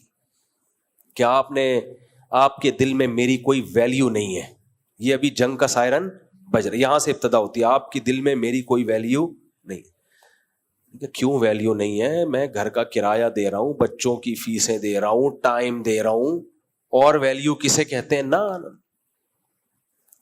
اب اچھا، خواتین کی عادت ہوتی ہے اصل بات نہیں بتاتی، شروع میں یہ سیاستیں چل رہی ہوتی ہیں، پوری ایک دم سے کلیئر بات ہو نا تو آدمی وضاحتی بیان دے دے، تو یہ ہے فلانا ہے اور یوں ہے، اور میرے اوپر ایک تو سوکن آئی ہوئی ہے، اوپر سے ویلیو کس کو دی جا رہی ہے؟ ابے بھائی کیسے ویلیو دے رہا ہوں میں اس کو؟ خرچہ زیادہ دے رہا ہوں یا اس کو ٹائم زیادہ دے رہا ہوں؟ نہ، یہ ہلکی پھلکی فائرنگ، پھر میزائل، گرنیڈ، ایسا بھائی. جب اس کی ڈیپ میں گیا تو پتہ یہ چلا کہ جنہوں نے گھر میں دعوت کی تھی نا عقیقے کی، ان کی خواتین کا کہیں بعد میں رابطہ ہوا پہلے گھر والوں سے، اور ان کی خواتین نے ہمارے پہلے گھر والوں کو کہا کہ جب آپ آ کے بیٹھی تھی مفتی صاحب کا ایک فون بھی نہیں آیا، جب دوسری آئی تھی کم سے کم 5-6 کالیں کی ہیں، اتنی فکر ہے. میں نے کہا میرا پروگرام اڑ گیا، حالانکہ وہ ضرورت کی بنیاد پہ کی تھی، دیر ہو گئی تھی، تو دیر ہوتی تو ان کو 10 کالیں کر لیتا میں. اب کیا وضاحتی بیان، میں ٹائم تھوڑا بتاؤں کہ دیکھو اتنے بج کے اتنے منٹ پہ وہ گئے تھے اور لیٹ ہو گیا. بہرحال وہ وضاحت پھر یہ ثابت کرنے کے لیے کہ نہیں بھائی آپ کی ویلیو بہت زیادہ ہے، کتنا خرچہ ہوا میرا، کتنا ٹائم لگا. لیکن پھر بھی وہ بات تھوڑی ہوتی ہے، ایک دفعہ بدگمانی پھیل جائے تو بہت مشکل ہے. مجھے خیال ہوا جن کے گھر گئے تھے ان کو کیا ضرورت تھی بتانے کی کہ اتنی کالیں اور اتنی کالیں اور ایسا ہوا، کیا ضرورت تھی یار؟ یہ ہر رپورٹ پیش کرنے کی ضرورت نہیں ہوتی. اور بھی اس طرح کے بہت واقعات ہیں میرے پاس. کبھی آپ خوشبو لگا کے آئیں، اکیلے بیٹھے، آپ انڈیا پاکستان کی جنگ کو بھول جاؤ گے. آپ خوشبو لگا کے آئیں. خوشبو اس لیے کہہ رہا ہوں کہ گرمی میں پسینہ آج کل بہت نکل رہا ہے، تو ایسے ہی آ کے چپکتے ہیں نا تو مجھے تھوڑی سی تکلیف محسوس ہوتی ہے. پھر میں نے ایک پالیسی بنائی، جو لوگ 2-3 شادیاں کرتے ہیں وہ میرے تجربوں سے فائدہ اٹھا. میں نے پالیسی بنائی کہ ایک گھر والے جہاں جائیں گے دوسرے والے وہاں جائیں گے، سب کی دوستیاں الگ الگ خاندانوں سے ہوں گی تاکہ ان کا آپس میں کوئی مواصلاتی رابطہ ہو ہی نہیں، کوئی رابطہ نہ ہو. اگر ایک کو ایک گھر میں سلام دعا ہے تو اب ادھر آپ کا کوئی تعلق ہے ہی نہیں، ملاقات ہی نہیں کرواؤ، کیونکہ ملاقات ہوگی تو ریلیشن خود بخود بنے گا. تو اس سلسلے میں پھر وہ اللہ کا شکر ہے اس کے بعد تھوڑا سکون آیا زندگی میں. جی کیا؟ ہاں. تو میرے بھائی اللہ کہتے ہیں آزمائشوں میں وبشر الصابرین، صبر کرنے والوں کو خوشخبری سنا دیں. تو جب بھی جنگ مسلط ہوتی ہے، مسائل ہوتے ہیں، ایسے موقع پہ منفی باتیں کرنا یہ بے صبری ہے، یہ صبر نہیں ہے. ایسے موقع پہ بھائی منفی چیزوں میں بھی مثبت چیزیں نکالو. ہمارے نبی نے کیا کیا غزوہ احد میں؟ صحابہ جب بہت سخت حملہ ہوا تو کچھ صحابہ کے قدم اکھڑ گئے، وہ شرمندہ ہوئے نبی صلی اللہ علیہ وسلم سے، اور کہ یا رسول اللہ ہم تو فرار ہونے والے ہیں. آپ نے فرمایا نہیں نہیں نہیں، تم فرار ہونے والے نہیں ہو، تم پلٹ کے حملہ کرنے والے ہو. یہ تو ہو جاتا ہے جنگ میں. قرآن نے بھی تسلی دی، وَتِلْكَ الْأَيَّامُ نُدَاوِلُهَا بَيْنَ النَّاسِ، یہ ایام ہم لوگوں کے درمیان گھماتے ہیں، پلڑا جنگ میں اوپر نیچے ہوتا رہتا ہے. تو یہ تو صحابہ، یعنی اللہ بھی حوصلے بڑھاتا ہے لڑنے والوں کے، تو ہم کیوں حوصلہ. اور بات یہ کہ ہم تو منفی چیزوں میں منفیت نہیں، مثبت چیزوں میں منفیت تلاش کر رہے ہیں، تو یہ صبر نہیں ہے میرے بھائی. نبی صلی اللہ علیہ وسلم نے خاتون کو دیکھا جن کے بچے کی وفات ہوئی، وہ قبر پہ بہت زیادہ چیخو پکار کر کے رو رہی تھیں. آپ آئے، آپ نے فرمایا صبر کرو. وہ نبی کو پہچانی نہیں. انہوں نے کہا کہ جو غم آپ کو پہنچا ہے، پھر میں پوچھتی کہ صبر کسے کہتے ہیں، آپ صبر کرتے ہیں کہ نہیں کرتے. وہ خاتون چلی گئی گھر، کسی نے پھر اس کو بتایا تو اللہ کے نبی تھے، تو وہ بیچاری گھبرا کے آئی نبی صلی اللہ علیہ وسلم کے پاس، عرض کیا یا رسول اللہ میں اب صبر کروں گی. آپ نے فرمایا انما الصبر عند الصدمۃ الاولى، جب غم پہنچے اس وقت صبر کی ہے ویلیو ہے اللہ کی نظر میں. تو بھائی ابھی جنگ کے حالات ہیں، تو اس وقت اللہ دیکھے گا کہ ہم میں سے کون صبر کرنے والوں میں ہے اور کون واویلا کرنے والوں میں. تو الٹی الٹی باتیں پھیلا کے دشمن کو ہنسنے کا موقع مت دیں. اللہ تعالی ہمارے ملک کی بھی حفاظت فرمائے، اور مودی سرکار کو جو دماغ کی کھوپڑی گھومی ہوئی ہے اس کو بھی اللہ ہمارے ذریعے سے سیٹ فرما. جب بھی الیکشن ہونے والے ہوتے ہیں تو سرکار اس طرح کی کچھ حرکتیں شروع کر دیتے. اللہ تعالیٰ ہماری حفاظت فرمائے. ہاں جی مفتی صاحب ذرا ایک دو تین سوال تھے میرے, وہ میں اپنی اصلاح کے لیے بھی پوچھ رہا ہوں, اور اس طرح کافی لوگوں کی اس میں اصلاح ہو جائے گی. اور وہ وہی بات ہے کہ بات کو مثال دے کے سمجھایا جاتا ہے. اور وہ میں نے آپ سے تقریباً مہینے ڈیڑھ مہینے پہلے ایک سوال کیا تھا, اس کو میں ذرا تھوڑا سا ایک دوبارہ دہرا دوں گا تو اس کا ایک جواب ذرا صحیح معنوں میں ذرا مل جائے تو اچھا ہے. کافی لوگوں کو فائدہ بھی ہوا ہے, کچھ لوگ اعتراض بھی کرتے ہیں. تو اعتراض کرنے والوں کو تو میں یہ کہوں گا آپ سے کہ جب اعتراض کرنے والوں نے محمد صلی اللہ علیہ وسلم کو نہیں چھوڑا, صحابہ کو نہیں چھوڑا, اور نبی کے جو وارث ہیں آل علماء ورثۃ الانبیاء, جب ان کو نہیں چھوڑتے تو مجھے کہاں سے چھوڑ دیں گے؟ تو اعتراض کرنے والوں کا کام ہے اعتراض کرنا. میرا سوال یہ ہے کہ جیسے میں نے پہلے بھی کہا تھا کہ دنیا میں ہر چیز کی دو قسمیں ہیں, چاہے بجری لینے جائیں, بجری کا ٹرک, یا سونا لینے جائیں. بجری سب سے سستی ہے, سونا سب سے مہنگا ہے. ان کی بھی دو قسمیں ہیں. تو دودھ دہی کپڑا وپڑا سب کی دو قسمیں ہیں. تو مسلمانوں کی بھی دو قسمیں ہیں, ایک نمبر اور دو نمبر. مرد کی بھی دو قسمیں ہیں, ایک نمبر اور دو نمبر. اسی طرح علماء کی بھی دو قسمیں ہیں. تو اب مسئلہ یہ ہے کہ ایک نمبر مسلمان وہ ہے کہ یقیناً جو فجر کا اہتمام کرے گا, اپنا الارم لگائے گا, اس نے اٹھنے کا اہتمام کرے گا, وہ ایک نمبر مسلمان ہے. اور جب آنکھ کھل جائے گی تو مسجد کی طرف دوڑ لگائے گا تو یہ ایک نمبر مرد ہے. اور جو یہ نہیں کر رہا وہ دو نمبر مسلمان ہے, دو نمبر مرد ہے. اب آگے جا کے میں نے علماء کی بات یہ کی ہے, دوبارہ میں کر رہا ہوں کہ علماء کا کہنا یہ ہے کہ لاکھوں کروڑ مسلمان ایسے ہیں جو 7:30 کا الارم لگاتے ہیں, گویا انہوں نے تو فجر پڑھنے کا ارادہ ہی نہیں کیا. جی اگر انہوں نے فجر پڑھنے کا ارادہ نہیں کیا تو علماء کہہ رہے ہیں کہ ایمان چلا جائے گا. ٹھیک ہے جی. اور پھر کہہ رہے ہیں کہ جب ایمان چلا جائے گا تو بیوی نکاح سے چلی جائے گی. اب تیسرا سوال میں آپ سے یہ کر رہا ہوں کہ جب بیوی نکاح سے چلی جائے گی تو حرام کے بچے پیدا نہیں ہوں گے؟ اب رہا سوال یہ کہ میں کسی کو حرام کا قرار دے نہیں رہا, میں تو آپ سے پوچھ رہا ہوں, آپ اس کا جواب دیں کہ وہ حرام کے بچے پیدا ہوں گے یا نہیں ہوں گے. اور دوسری بات یہ ہے کہ آپ نے, میں گیا ہوا تھا سعودیہ, تو آپ کا پیچھے کوئی بیان آیا ہے, اس کے اندر آپ نے کچھ اس طرح کی بات کہی ہے جس کی وجہ سے مجھے کافی فون آئے, خاص طور پہ میرے بچوں کے. اس میں یہ ہے کہ آپ نے, اب وہ پتہ نہیں مذاق ہے آپ کا یا جو بھی ہے, اس کی بھی تھوڑا سا وضاحت کر دیجیے گا کہ آپ کو میں اتنا اصرار کر رہا ہوں, آپ کے ساتھ میں اتنا اصرار کر رہا ہوں کہ آپ اتنا پریشان آ گئے کہ امامت چھوڑنے پہ تیار ہو گئے. ٹھیک ہے. اور دوسرا یہ کہ یعنی میں اتنا اصرار کر رہا ہوں کہ نہیں آپ کافر قرار دیں, اور میں آپ کو حدیث بتا رہا ہوں. تو میں نے آپ کو کون سی حدیث بتائی ہے یا میں کون سا آپ سے اصرار کر رہا ہوں؟ میں نے تو یہ سوال کیا تھا اور اس سے الحمدللہ لوگوں کو فائدہ ہوا ہے. اس کا ذرا جواب بھائی. یہ رفیع بھائی نے مجھ سے سوال پوچھا تھا کہ فجر کی نماز جو جان بوجھ کر قضا کر دے تو مفتی صاحب وہ تو کافر ہو جاتا ہے, اس کے بچے, یعنی جب بیوی نکاح سے گئی تو بچے بھی ناجائز پیدا ہو رہے ہیں. تو میں نے کہا تھا یار رفیع بھائی, میں نے کوئی ایسا کلپ چلایا جس میں کہہ رہا ہوں رفیع بھائی یار مجھے امامت چھوڑنے پر مجبور کر رہے ہو, تم ایسی باتیں کروا رہے ہو. تو رفیع بھائی اس کو دل پہ لے گئے. وہ میں نے مذاق کیا تھا, یہ مقصد نہیں تھا میں واقعی امامت چھوڑ رہا ہوں, یا ان سے ہمارے پرانے تعلقات ہیں. 2006 یا 6 میں آیا ہوں میرا خیال ہے, 6 کے شروع میں. تو سلیکشن بھی انہوں نے ہی کی تھی, یہ تھے اور 2-4 لوگ اور تھے. تو ایسا نہیں ہے کہ میں ان کی وجہ سے امامت چھوڑ رہا ہوں, وہ مذاق کیا تھا. تو وہ بعض دفعہ مذاق کو بھی پھر ڈیٹیل سے سمجھانا پڑتا ہے کہ یہ مذاق تھا, یہ حقیقت نہیں تھی. تو مذاق تھا, وہ ایسا کچھ بھی نہیں ہے. باقی جو مسئلہ ہے کہ فجر کی نماز چھوڑنے سے کافر ہوتا ہے, تو جمہور کی رائے یہ نہیں ہے. نماز قضا کرنا کبیرہ گناہ ہے, اس سے انسان کافر نہیں ہوتا. تو جب کافر نہیں ہوتا تو نکاح بھی نہیں ٹوٹتا, جب نکاح بھی نہیں ٹوٹتا تو بچے بھی حلال ہی ہوتے ہیں, ناجائز نہیں ہوتے. مسئلہ یہ بھی تھوڑا واضح نہیں ہوا یہ سوال. اچھا واضح نہیں. میں تو علماء کی بات کر رہا ہوں کہ جو یہ کہہ رہے ہیں جو 7:30 کا الارم لگا رہے ہیں دفتر جانے کے لیے, جو علماء انہوں نے ارادہ ہی نہیں کیا نا. آپ یہ اس کا جواب دیں. جو ارادہ ہی نہیں کر رہے فجر پڑھنے کا, ان کو بھی کبیرہ گناہ ہوگا نا, کافر نہیں ہو جاتے. وہ جو کہہ رہے ہیں ایمان چلا گیا, یہ مبالغتاً کہ تشدید کے وہ کام اس نے کافروں والا کیا ہے. حدیث میں بھی آتا ہے نا, جس نے نماز چھوڑ دی وہ کافر ہو گیا, جو معاہدہ پورا نہیں کرتا اس میں ایمان ہی نہیں ہے. تو مطلب یہ نہیں ہوتا کہ وہ اسلام سے ہی نکل گیا.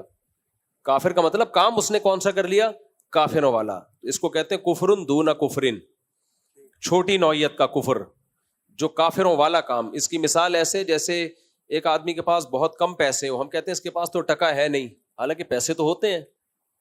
تو اسی طرح اس کے پاس ایمان تو ہوتا ہے لیکن بہت تھوڑا ایمان ہے, تو اس کو کہا جاتا ہے ایمان ہے ہی نہیں اس کے پاس, تو اس لیے ایسا کہا جاتا ہے. ایک بات اور تھی جی, کہ میں یہ کہنا چاہوں گا کہ کوئی سوال کرنے والا ہو یا جواب دینے والا ہو, آپ ہوں یا دیگر اور لوگ ہوں, ٹھیک ہے, تو میں سمجھتا ہوں کہ وہ اس بات کی فکر نہ کریں جواب دینے میں یا سوال کرنے میں کہ راضی رہے رحمان بھی اور خوش رہے شیطان بھی. ایک وقت میں ایک کو تو ناراض کرنا ہوگا, یا تو شیطان کو خوش کر لو یا رحمان کو خوش کر لو, دونوں ایک ساتھ تو راضی ہو نہیں سکتے. بالکل صحیح, بالکل صحیح. اچھا بھائی, خود سے کم سن لڑکا پسند آ گیا, والدین نہیں مان رہے, کیا کروں؟ خاتون کہہ رہی ہیں کہ کوئی لڑکا ان کو کم عمر پسند آ گیا ہے. کتنا کم عمر ہے, گود لیا ہوا ہے کسی نے. اب پسند ناپسند کا تو آج کل کوئی معیار ہی نہیں ہے, کوئی بھی کسی پہ بھی دل آ جاتا ہے. ماں باپ دیکھتے ہیں کہ یہ پسند کے قابل بھی ہے یا نہیں ہے. اب بہت کم سن لڑکا ہے, وہ سنبھال پائے گا کہ نہیں سنبھال پائے گا آپ کو؟ عشق کا بھوت 4-6 دن میں اتر جاتا ہے. شوہر میں اور بوائے فرینڈ میں فرق ہوتا ہے. شوہر کا کام ہے ذمہ داری اٹھانا, سنبھالنا, تو وہ میچور لڑکا کر سکتا ہے. یہ آپ سے عمر میں جو بالکل زیادہ کم ہے, تو میں نہیں کہہ رہا کہ یہ غلط ہے. والدین کو چاہیے اس لڑکے سے ملیں, دیکھیں اگر یہ رسپانسبل ہے, کچھ ذمہ داریاں اٹھانے کے قابل ہے تو کر دیں شادی. کیا جا رہا ہے اس میں؟ ہمارے نبی صلی اللہ علیہ وسلم کی پہلی شادی ہوئی 15 سال آپ سے عمر میں بڑی تھی, وہ 40 سال کی تھی نا, تو 15 سال عمر میں بڑی تھی حضرت خدیجہ. تو اس میں کوئی حرج نہیں ہے, لیکن میں یہ نہیں کہوں گا آپ کو کہ ابا اماں کی مرضی کے بغیر آپ کر لیں, کیونکہ لڑکیاں یا خواتین میچور نہیں ہوتی ہیں. ماں باپ جو ہے, خاص طور پہ ماں بھی نہیں, شریعت نے اس میں باپ کو ولی بنایا ہے. تو ایسے موقع پہ باپ کا فیصلے کو ویلیو دینی چاہیے. ہاں, باپ کو چاہیے کہ لڑکے میں کوئی خرابی نہیں ہے, صرف عمر کم ہے اور ذمہ دار آدمی ہے تو کر دیں, پھر عمر کا فرق نہ دیکھیں. میں نے ایسی شادیاں بھی دیکھی ہیں, اپنے زمانے میں دیکھی ہیں, جب ہم چھوٹے تھے, کہ بڑی عمر کی خواتین کی شادی نوجوان لڑکے سے ہوئی. وہ لڑکے اور لڑکی ایک دوسرے کو پسند کرتے تھے, ہو گئی شادی. آج اب تک ماشاءاللہ 20-25 سال ہو گئے, اچھی زندگی گزر رہی ہے ان کی. تو یہ ہم لوگوں میں یہ چیزیں ہندوؤں سے اور غیر مسلموں سے آئی ہیں کہ یہ اتنا لڑکا کی عمر اتنی ہو اور لڑکی کی عمر اتنی ہو, اور پھر یہ خاندان ہو اور یہ ہو. ایسا نہیں ہے. صحابہ میں, تابعین میں ہم دیکھتے ہیں بڑی عمر کی خواتین کی کم عمر لڑکوں سے, کم عمر مردوں سے نکاح ہوتا تھا, بڑی عمر کے مردوں کا کم عمر عورتوں سے نکاح ہوتا تھا, اور وہ بڑے کامیاب چلتے تھے نکاح. تو جہاں دونوں ایک دوسرے کو پسند کرتے ہیں, شادی ہو جانی چاہیے بس. باقی اس میں دوسری خرابیاں بعض دفعہ ہوتی ہیں, تو وہ پھر ابا کو چاہیے دیکھ لیں, کوئی خرابی اگر کوئی نہیں ہے, صرف عمر کا ہی فرق ہے, تو پھر کر دینے کر. لیکن اگر اور بھی کوئی مسئلہ, صرف عمر کم نہیں ہوتی, بعض دفعہ اور بھی دیگر کچھ مسائل ہوتے ہیں, پھر ابا کی ماننی چاہیے. مجبوری کے تحت اگر کوئی قرآن کی جھوٹی قسم کھا لے تو اس کا کفارہ کیا ہوگا؟ وہی کفارہ ہے جو قسم اٹھانے کا کفارہ ہے. اگر ماضی کی قسم اٹھائی ہے تو گناہ کبیرہ ہے, اور اگر فیوچر میں کسی کام کے کرنے کی قسم اٹھائی ہے تو اس کام کو کرے. نہیں کرے گا تو 10 غریبوں کو 2 ٹائم کا کھانا کھلائے, اور یا 3 روزے رکھے لگاتار. مجبوری سے مراد اپنی عزت اور والدین کی جان لیوا طبیعت. بس مجبوری میں قسم توڑنا جائز ہے, فیوچر کی قسم جو ہوتی ہے, لیکن کفارہ ادا کرنا پڑے گا. مفتی صاحب, جب جسم کے بال کاٹنے ہوتے نہیں تو کیا سارے بال کاٹنے ہوتے ہیں؟ کیونکہ مجھ سے سارے بال نہیں. بھائی جب کون سے غیر ضروری بال تو کاٹنے چاہیے, بلیڈ سے صاف کریں, یا ویسے بغلوں کے بال نوچنا سنت ہے. اب لوگ کہتے ہیں چیخیں نکل جاتی ہیں ہماری, پہلی دفعہ میں چیخیں نکلتی ہیں, اس کے بعد کچھ نہیں ہوتا. تو سنت یہی ہے کہ اس کو نوچ کے صاف کیا جائے, اس سے صفائی بھی زیادہ ہوتی ہے, بال دوبارہ جلدی اگتے بھی نہیں ہیں, اور کچھ وقت کے بعد ختم ہی ہو جاتے ہیں. تو نبی صلی اللہ علیہ وسلم کا تو یہی سنت ہے, نتف الابط, اور صحابہ میں, تابعین میں, عربوں میں یہی رواج ہے. تو بہرحال نہ ہونے سے بہتر ہے کہ چلو جو طریقہ سوٹیبل لگے اس طرح سے صاف کر لیں. اب یہ آپ کا سوال مجھے سمجھ میں آیا نہیں ہے. مفتی صاحب, آج میرا اسلامیات کا امتحان ہوا تھا جس میں 2 احادیث میں سے ایک کا ترجمہ و تشریح لکھنی تھی. وہ ہیں لا یؤمن احدکم حتی یحب لاخیہ ما یحب لنفسہ, ما عالم, یہ پتہ نہیں کیا لکھا ہوا ہے, تعالی ما عالم من اقتصد. میں نے پہلی کری جس کا میں نے لکھا جو اس مسلمان کا ایمان پختہ ہے. ابے تو پورے اسلامیات کے پیپر لے کے آ گیا یہاں پہ اپنے بھائی کے لیے, وہ بھی اپنے بھائی, میں نے جواب صحیح لکھا ہے یا 4 نمبر گوا دیے. پہلی حدیث جو ہے نا, اس کا مطلب یہ ہے کہ تم میں سے کوئی شخص اس وقت تک مومن نہیں ہو سکتا حتی یحب لأخیہ ما یحب لنفسہ، جب تک جو اپنے لیے پسند کرتا ہے وہی اپنے مسلمان بھائی کے لیے پسند کرے. اور جو حدیث میں دوسرا ما علی من اقتصد، جو اعتدال سے چلتا ہے وہ کبھی فقر و فاقہ کا شکار نہیں ہوتا. یعنی بیلنس لے کے جتنی آمدن ہے اس کے اندر اندر خرچہ کرو آپ، تو کبھی آپ پہ فقر و فاقہ نہیں آئے گا. فقر و فاقہ انہی پہ آتا ہے جو اپنی چادر سے زیادہ پاؤں پھیلاتے ہیں پھر روتے پھرتے ہیں. مفتی صاحب کیا بیٹھنے سے وضو ٹوٹ جاتا ہے؟ کیا لکھا ہوا ہے یار، اردو کی واٹ لگائی ہوئی ہے لوگوں نے یار، اتنی اردو کی رائٹنگ کی بیڑا غرق ہوا ہوا ہے. کچھ رائٹنگ سیکھ لو یار اردو کی یار. کیا لیٹنے سے وضو ٹوٹ جاتا ہے؟ ایسا لگ رہا ہے پورا بندہ لیٹا ہوا لٹایا ہوا ہے، لیٹنے ایسے لکھا ہوا ہے. یعنی آپ بیڈ پر لیٹ گئے تو نہیں، لیٹنے سے وضو نہیں ٹوٹتا. فائرنگ سے وضو ٹوٹتا ہے، ڈرون حملوں سے وضو ٹوٹتا ہے، گرنیڈ سے وضو ٹوٹتا ہے، ایٹمی دھماکوں سے وضو ٹوٹتا ہے، خالی لیٹنے سے وضو نہیں ٹوٹتا. مفتی صاحب میرا دوست ہے، اس کے ساتھ بہت پریشانی آتی رہتی ہے، میں اس کو کہتا ہوں نماز پڑھا کرو، شاید اللہ ان پریشانیوں کو تم سے دور کر دے. وہ مجھ سے کہتا ہے تم نماز پڑھتے ہو، تمہیں پتہ ہے کہ تمہاری نماز قبول ہو رہی ہے، شاید جو سال میں ایک بار نماز پڑھتا ہوں اس کی نماز قبول ہو رہی ہے اور تمہاری نہیں. اس کو سمجھاؤ. تو میرا بھی ایمان میں شک پیدا کر رہا ہے، تو نہیں سمجھائیں آپ اس کو. سمجھانے چاہیے، اپنے حال پہ چھوڑ دیں، جو اپنے حال پہ چھوڑ دیں اس کو. نماز پڑھو، اللہ قبول کر رہا ہے انشاءاللہ، اللہ سے رحمت سے امید لگاؤ، اللہ کیوں ضائع کرے گا. قرآن کے الفاظ دیکھو کتنے زبردست ہیں. اللہ کہتے ہیں ما یفعل اللہ بعذابکم ان شکرتم وآمنتم، اگر تم اللہ کی مان کے چلو گے تو اللہ تمہیں عذاب دے کے کیا کرے گا. اللہ کو شوق تھوڑی ہے اپنے بندوں کو جہنم میں ڈالنے کا. اللہ نے کہا یہ 5 نمازیں پڑھ لو، وضو کرو، وضو کر کے پڑھ لو، اللہ قبول کرے گا انشاءاللہ. میرے بھائی مفتی صاحب یہ کیا لکھا ہے؟ کمبیٹ سپورٹ جیسے اولمپک میں ریسلنگ یا پھر پتہ نہیں کیا لکھا ہوا ہے کی کمائی حلال ہے یا نہیں. کمائی، یہ سوال لکھ کے بھیج دیں. ریسلنگ میں کیا کیا ہوتا ہے؟ میں تو سنا ڈرامے بازی ہوتی ہے، اس میں ایک دوسرے کو پتا ہوتا ہے اب تو مجھے یہاں لگا، شاباش مکہ لگا، میں ادھر گھوم کے جاؤں گا، گروں گا، ایسے لگے گا کہ میں مر رہا ہوں لیکن مروں گا نہیں. اس کے بعد جب میں اٹھوں گا تو ایک لات میں تجھے زور سے ماروں گا. اس کی پہلے پریکٹس بھی کی ہوئی ہوتی ہے، اتنی زور سے ماروں گا کہ تو نے وہاں جا کے زور سے گرنا ہے اور ایسا لگے اب تو مر گیا لیکن مرنا نہیں. اس طرح میں نے سنا ہے نورا کشتی ہوتی ہے، واللہ عالم.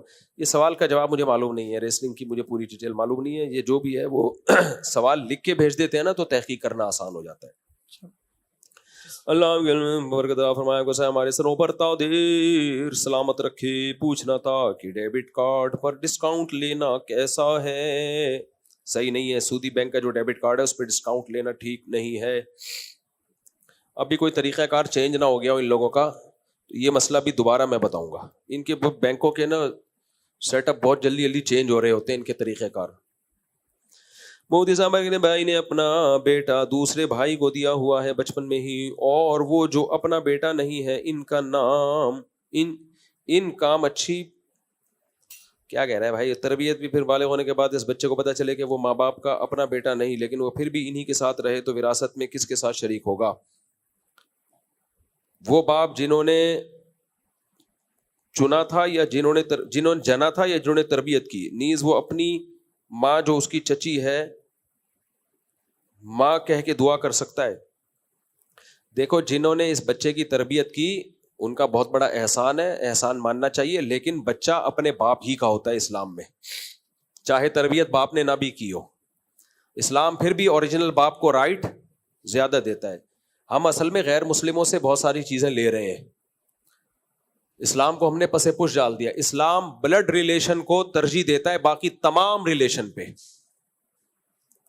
تمام ریلیشن پہ کس کو ترجیح دیتا ہے؟ Blood relation. وَأُولُو الْأَرْحَامِ بَعْضُهُمْ أَوْلَى بِبَعْضٍ فِي کتاب اللہ. اللہ کہتے ہیں جو رشتے ہیں نا خونی رشتے وہ اللہ کی نظر میں سب سے پہلے ہیں. تو باپ کا رشتہ چچا سے زیادہ بڑا ہوتا ہے. تو اس بچے کو چاہیے بالغ ہونے کے بعد اپنے باپ کے ساتھ صلہ رحمی کرے. ولدیت میں باپ ہی کا نام ڈلے گا ساری زندگی چاہے کوئی بھی پالے. اور ماں باپ نے بڑا ظلم کیا کہ بچے کو بچپن میں بتایا نہیں کہ تمہارا اوریجنل باپ کون ہے. بڑے ہو کے پتہ چلتا ہے بچہ بہت زیادہ ڈسٹرب ہو جاتا ہے اس سے، بچپن سے بتا دو بھائی تمہارے باپ یہ ہیں, پلتے تم یہاں پر ہو, تو کوئی حرج نہیں ہے اس میں. ابا وہ ہیں لیکن تمہیں پال کون رہا ہے؟ تمہارے ابا کی پرمیشن سے یہ پال رہے ہیں, تو کیا جا رہے ہیں اس میں. لیکن وراثت بھی باپ سے ملے گی, اس کی وراثت بھی باپ کو ملے گی, اور باپ اور چچا کے آرڈر میں ٹکراؤ ہوگا تو کس کی مانی جائے گی؟ باپ کی مانی جائے گی, جو خونی رشتہ ہے. اسلام بہت زیادہ خونی رشتوں کو اہمیت دیتا ہے. مفتی صاحب میں ڈیفینس سے آیا ہوں نماز پڑھنے کے لیے. تو میں نے آپ کا ایک کلپ سنا جس میں آپ نے فرمایا کہ جو امام کے مشرکانہ خیالات ہوں, جیسے مثلاً حضور صلی اللہ علیہ وسلم کو حاضر ناظر جانتا ہے اور ان سے مدد طلب کرتا ہے, اس طرح کی بات آپ نے کی تھی. تو یہ تو تقریباً تمام ہی جو بریلوی مسلک کی مسجدیں ہیں تو ان میں یہی ہے, تو پھر اس کا مطلب ہے کہ بریلوی مسلک کی مسجدوں میں نماز جو امام کے ساتھ نہیں پڑھ سکتے ہم. نہیں, بریلویوں میں تمام لوگوں کا یہ عقیدہ نہیں ہے. ان میں کچھ معتدل بھی ہیں جن کا یہ عقیدہ نہیں ہے کہ نبی ہر جگہ موجود ہیں, ہر جگہ حاضر ناظر ہیں, ہر چیز کا اللہ نے آپ کو علم دیا ہے. تو یہ تمام بریلویوں کا عقیدہ ہے نہیں. تو ہمیں کیسے پتہ ہمیں کیسا, جب آپ کو نہیں پتہ چل رہا تو مجھے کیسے پتہ چلے گا؟ تو آپ نے تحقیق کرنی ہے نا. اچھا ٹھیک ہے. کچھ چیزیں ایسی ہوتی ہیں لوگ کہہ رہے ہیں ہمیں پتہ نہیں چل رہا, وہ سمجھ رہے ہوتے ہیں کہ مفتی صاحب کو پتہ چل رہا ہے. لوگ آگے پوچھتے ہیں مفتی صاحب ایک رشتہ آیا, مجھے پتہ ہی نہیں چل رہا کہ یہ لڑکی ٹھیک ہے کہ نہیں ہے. تو میں کہتا ہوں جب تجھے پتہ نہیں چل رہا تو مجھے کہاں سے پتہ چلے گا, میں تو جانتا ہی نہیں ہوں اس کو. یہ جو بچے کا مسئلہ آپ نے بتایا, اس کا وہ کلپ بنے گا؟ کیڑا بچہ؟ یہ جو لے پالک بچے کا مسئلہ آپ نے بتایا. کلپ بنا دیں گے بھائی, کلپ بنا دو یار بچے کا تفصیل. پچھلے ہفتے میں نے زیادہ ڈیٹیل سے بنایا, اس کا کلپ بنا دو, وہ نیٹ پہ چل جائے گا انشاءاللہ. وہ ہمارا انڈیا میں جو چینل بند ہوا تو ابھی انڈیا کے لیے کون سا چینل کھولا ہے؟ اچھا, ہمارا انڈیا نے چینل ہی اڑا دیا ہے. مفتی صاحب زیادہ تر تو ہمارے لوگ وہاں سنتے تھے. چلو ملک کے لیے اتنی قربانی تو بنتی ہے یار. مفتی صاحب انڈیا سے جنگ میں فتح حاصل ہوگی تو ان کی عورتیں باندی کہلائیں گی یا پھر ان سے 4 شادیاں کر لیں؟ اور باندی کون کہلاتی ہے, کن کے لیے ہوتی ہے؟ انڈیا کی جنگ میں انشاءاللہ فتح ہمیں حاصل ہوگی, لیکن ان کی عورتیں باندی نہیں کہلائیں گی. باندی پہلے زمانے میں ہوتی تھی جنگ میں, جو عورتیں قبضے میں آتی تھی, کیونکہ پوری دنیا میں ایگریمنٹ تھا. اب پوری دنیا میں ایگریمنٹ یہ ہے کہ کوئی کسی کی عورت کو باندی نہیں بنا سکتا, نہ غلام بنا سکتا ہے نہ باندی. تو اسلام نے معاہدوں کی پابندی کا حکم دیا ہے, تو لہذا اب نہیں ہو سکتا. السلام علیکم مصطفیٰ. وعلیکم السلام, کیا حال ہے؟ ٹھیک ٹھاک جی. اللہ کا شکر ہے. مفتی صاحب وہ جو مارشل آرٹس والا سوال آیا تھا ابھی آپ کے پاس پرچی پہ, اچھا مارشل آرٹس والا کہ اس کی کمائی جائز ہے, یہ جیسے محمد علی وغیرہ باکسنگ لڑتے ہیں, ان کے حساب سے مطلب ان کے کپڑے بھی اس طرح کے نہیں ہوتے, اور یہ فیئر لڑائی ہو رہی ہو اگر تو اس طرح اس میں جائز ہے؟ دیکھو سطر چھپانا بہرحال فرض ہے. مسلمان مرد کے لیے جائز نہیں کہ ناف سے لے کے گھٹنے تک کسی بھی جسم کے عضو کو ظاہر کرے. وہ کھیلوں میں اس کا خیال کیا کرو. مارشل آرٹ تو سیکھنا چاہیے, ہم بھی سکھا رہے ہیں اپنے بچوں کو. جاتے ہیں روزانہ پڑھائی سے جب فارغ ہوتے ہیں تو ٹھشن سیکھ رہے ہوتے ہیں وہ بھی. تو یہ تو صحت مند قوموں کی علامتیں ہوتی ہیں, لیکن لباس ناف سے لے کے گھٹنے تک یہ چھپانا فرض ہے. تو اس کو کھولنا ظاہر جائز نہیں ہے. انگریزوں پر کو فالو مت کرو, ان کا تو کوئی ہے ہی نہیں نا, چڈے بنیان جو مرضی وہ پہنے, نہیں پہنے تو بھی ٹھیک ہے ان کے یہاں. ہم مسلمان ہیں بھائی, ہمیں شریعت نے کچھ حدود رکھی ہماری. باقی آمدن کا اس سے تعلق نہیں ہے کہ کیا پہن کے لڑ رہا ہے, آمدن کا تعلق اس سے کہ جو کام کر رہا ہے وہ بذات خود جائز ہے یا نہیں ہے. مثال کے طور پر ایک مزدور اگر کنواں کھودتا ہے اور اس کو کنواں کھودنے کی اجرت ملتی ہے تو جائز ہے, چاہے وہ پورے کپڑے پہن کے کھودے یا چڈی بنیان پہن کے. اب چڈی پہن کے بھی اگر اس نے کنواں کھودا ہے تو کنویں کی آمدن تو حلال ہوگی نا, اس لیے کہ یہ آمدن چڈی پہننے کی نہیں مل رہی, یہ آمدن کس چیز کی مل رہی ہے؟ کنواں کھودنے کی. تو ہم اس کو کہیں گے بھائی تو پورے کپڑے پہن کے کنواں کھود, یہ گناہ مل رہا ہے, تو جو چڈی پہن کے کنواں کھود رہا ہے گناہ مل رہا ہے, لیکن اس کی آمدن حرام نہیں ہوگی. آمدن جب حرام ہوگی جو چڈی کے اشتہار میں آئے, چڈی پہن کے بتایا کہ چڈی پہن کے میں ایسا لگتا ہوں اور کمپنی اس کو پیسہ دے رہی ہو, یہ آمدن حرام ہوگی اس کے لیے. نہیں آئی میرا خیال ہے بات. چڈی بنیان. انڈیا نے گزشتہ رات لاہور بندرگاہ میں بندرگاہ کہاں سے آ گئی ہے؟ اچھا میمز ہیں. انڈیا نے گزشتہ رات لاہور بندرگاہ میں میزائل حملہ کر کے ہمارا لاہور پورٹ تباہ کر دیا ہے. اس کے ساتھ کراچی میں بڑے پیمانے پر تباہی پھیر دی ہے جس کی وجہ سے کراچی کے لوگ کئی دفعہ مر گئے ہیں. صرف چند گھر بچے ہیں جہاں سے بیٹھ کر لوگ پوسٹیں کر رہے ہیں. انڈیا کا چینل یار اتنا جھوٹ بول رہا ہے نا. مزید ہمارے 2 F-16 گرا کر ہمارے پائلٹ چاہت فتح علی خان کو گرفتار بھی کر لیا گیا ہے. یہ کیا لکھا ہوا ہے آگے؟ ان سب کے بعد فائنلی ہماری آرمی چیف صاحب کو بھی گرفتار کر لیا گیا. صورتحال میں قوم کیا کرے یار. اتنی دیکھو جب جنگ ہوتی ہے نا تو بہت لمبی لمبی پھینکی جاتی ہیں. آج صبح کسی نے ویڈیو بھیجی کسی دوسرے کنٹری سے کہ کراچی ایئرپورٹ کو چاروں طرف سے گھیر لیا گیا انڈین نے اور یہ ہو گیا. میں نے کہا بھائی اب تو کچھ بھی نہیں ہوا, اللہ کا شکر ہے بیٹھے ہوئے. تھوڑے بہت تو ہوتا ہی ہے, وہ تو جب جنگ ہوتی ہے تو کچھ نہ کچھ تو نقصان ہوتا ہی ہے. تو پروپیگنڈے کا شکار نہ ہو.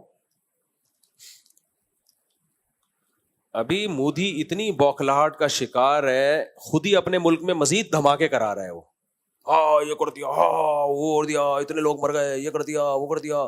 وہ چاہ رہا ہے کچھ ہو بھائی, کچھ ہلچل پیدا ہو, کیونکہ اس نے ابھی الیکشن آ رہے ہیں, اس کے لیے ووٹ چاہیے اس کو. کام تو دھیلے کا نہیں کیا اس نے انڈیا میں, صحیح ہے نا. تو پھر یہی طریقہ ہوتا ہے ووٹنگ کے لیے. تو ہاں تو ہمارے ISPR کا بیان آیا ہے بھائی اگر ہم نے حملہ کیا ہوتا نا تو ہم بتاتے ہم نے کیا ہے, اور انڈیا اس کو چھپاتا. ہم نے نہیں کیا اس لیے انڈیا اس کو کیا کر رہا ہے, اچھال رہا ہے. جب بھی کوئی فوج حملہ کرتی ہے تو چاہتی ہے کہ دنیا کو نظر آئے ہم نے یہ کر دیا. جیسے 5 طیارے گرائے, میرے پاس جو رپورٹ ہے وہ 7 طیاروں کی ہے, لیکن آفیشلی جو اعلان ہوا ہے وہ 5 طیاروں کا ہوا ہے. تو چلو 5 ہی مان لیتے ہیں اس کو. تو 5 طیارے گرائے تو انہوں نے بتایا نا ہم نے گرائے ہیں. تو پاکستان جو کام کرے گا وہ بتا دے گا کہ یہ ہم نے کیا ہے. لیکن بات یہ ہے کہ وہ خود ہی شور شرابہ, ادھر ہم نے یہ کر دیا اور انہوں نے یہ کر دیا, ایسے چل رہا ہے کچھ ہو. لیکن ہم بہت ڈھیٹ لوگ ہیں, ہمیں نہیں ہو رہا کچھ,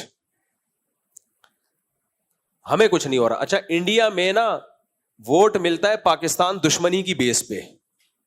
مجھے ووٹ دو میں پاکستان کی اینٹ سینٹ بجا دوں گا, میں یہ کر دوں گا, میں یوں. پاکستان میں اس بیس پہ ووٹ نہیں ملتا. اگر کوئی یہاں سیاسی لیڈر کھڑا ہو اور بولے میں انڈیا کی ایسی کی تیسی کر دوں گا, الیکشن میں جیتے گا ہی نہیں وہ.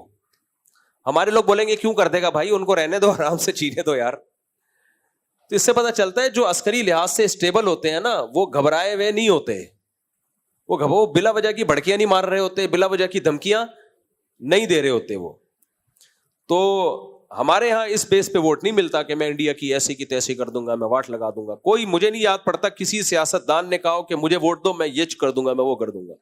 اگر کوئی سیاستدان یہ نعرہ لگائے تو ووٹ ملیں گے ہی نہیں اس کو, اس لیے لگاتے ہیں. انڈیا میں ووٹ اس بیس پہ, جو شدت پسند ہندو ہیں ان کی بات کر رہا ہوں, ان کی طرف سے ووٹ اسی بیس پہ ملتا ہے کہ میں پاکستان کی واٹ بھائی پاکستان کا رقبہ تمہارے لحاظ سے بہت تھوڑا ہے, آبادی تمہارے لحاظ سے بہت کم ہے, فوج کی تعداد تمہارے لحاظ سے بہت تھوڑی ہے, پھر بھی تم میں یہ کر دوں گا میں وہ کر دوں گا. اس کا مطلب گھبرا تم رہے ہو اور ہمیں یہ شو کر رہے ہو کہ ہم گھبرا رہے ہیں. ہم نہیں گھبرا رہے. ہمارے یہاں میمز پہ میمز بنی چلی جا رہی ہے, بنی چلی جا رہی ہے میمز پہ میمز. کل ایک صاحب مجھ سے ملے اور کہنے لگے یہ کیا تماشا لگایا ہوا ہے یار, یہ کوئی جنگ ہے؟ ادھر سے ایک ڈرون آ گیا, یوں آ گیا, ایک جنگ ہے. میں نے کہا ٹھیک ہے میں مودی سے بات کرتا ہوں, کوئی بڑا میزائل بھیجے یار, ان کو سمجھ میں نہیں آ رہا.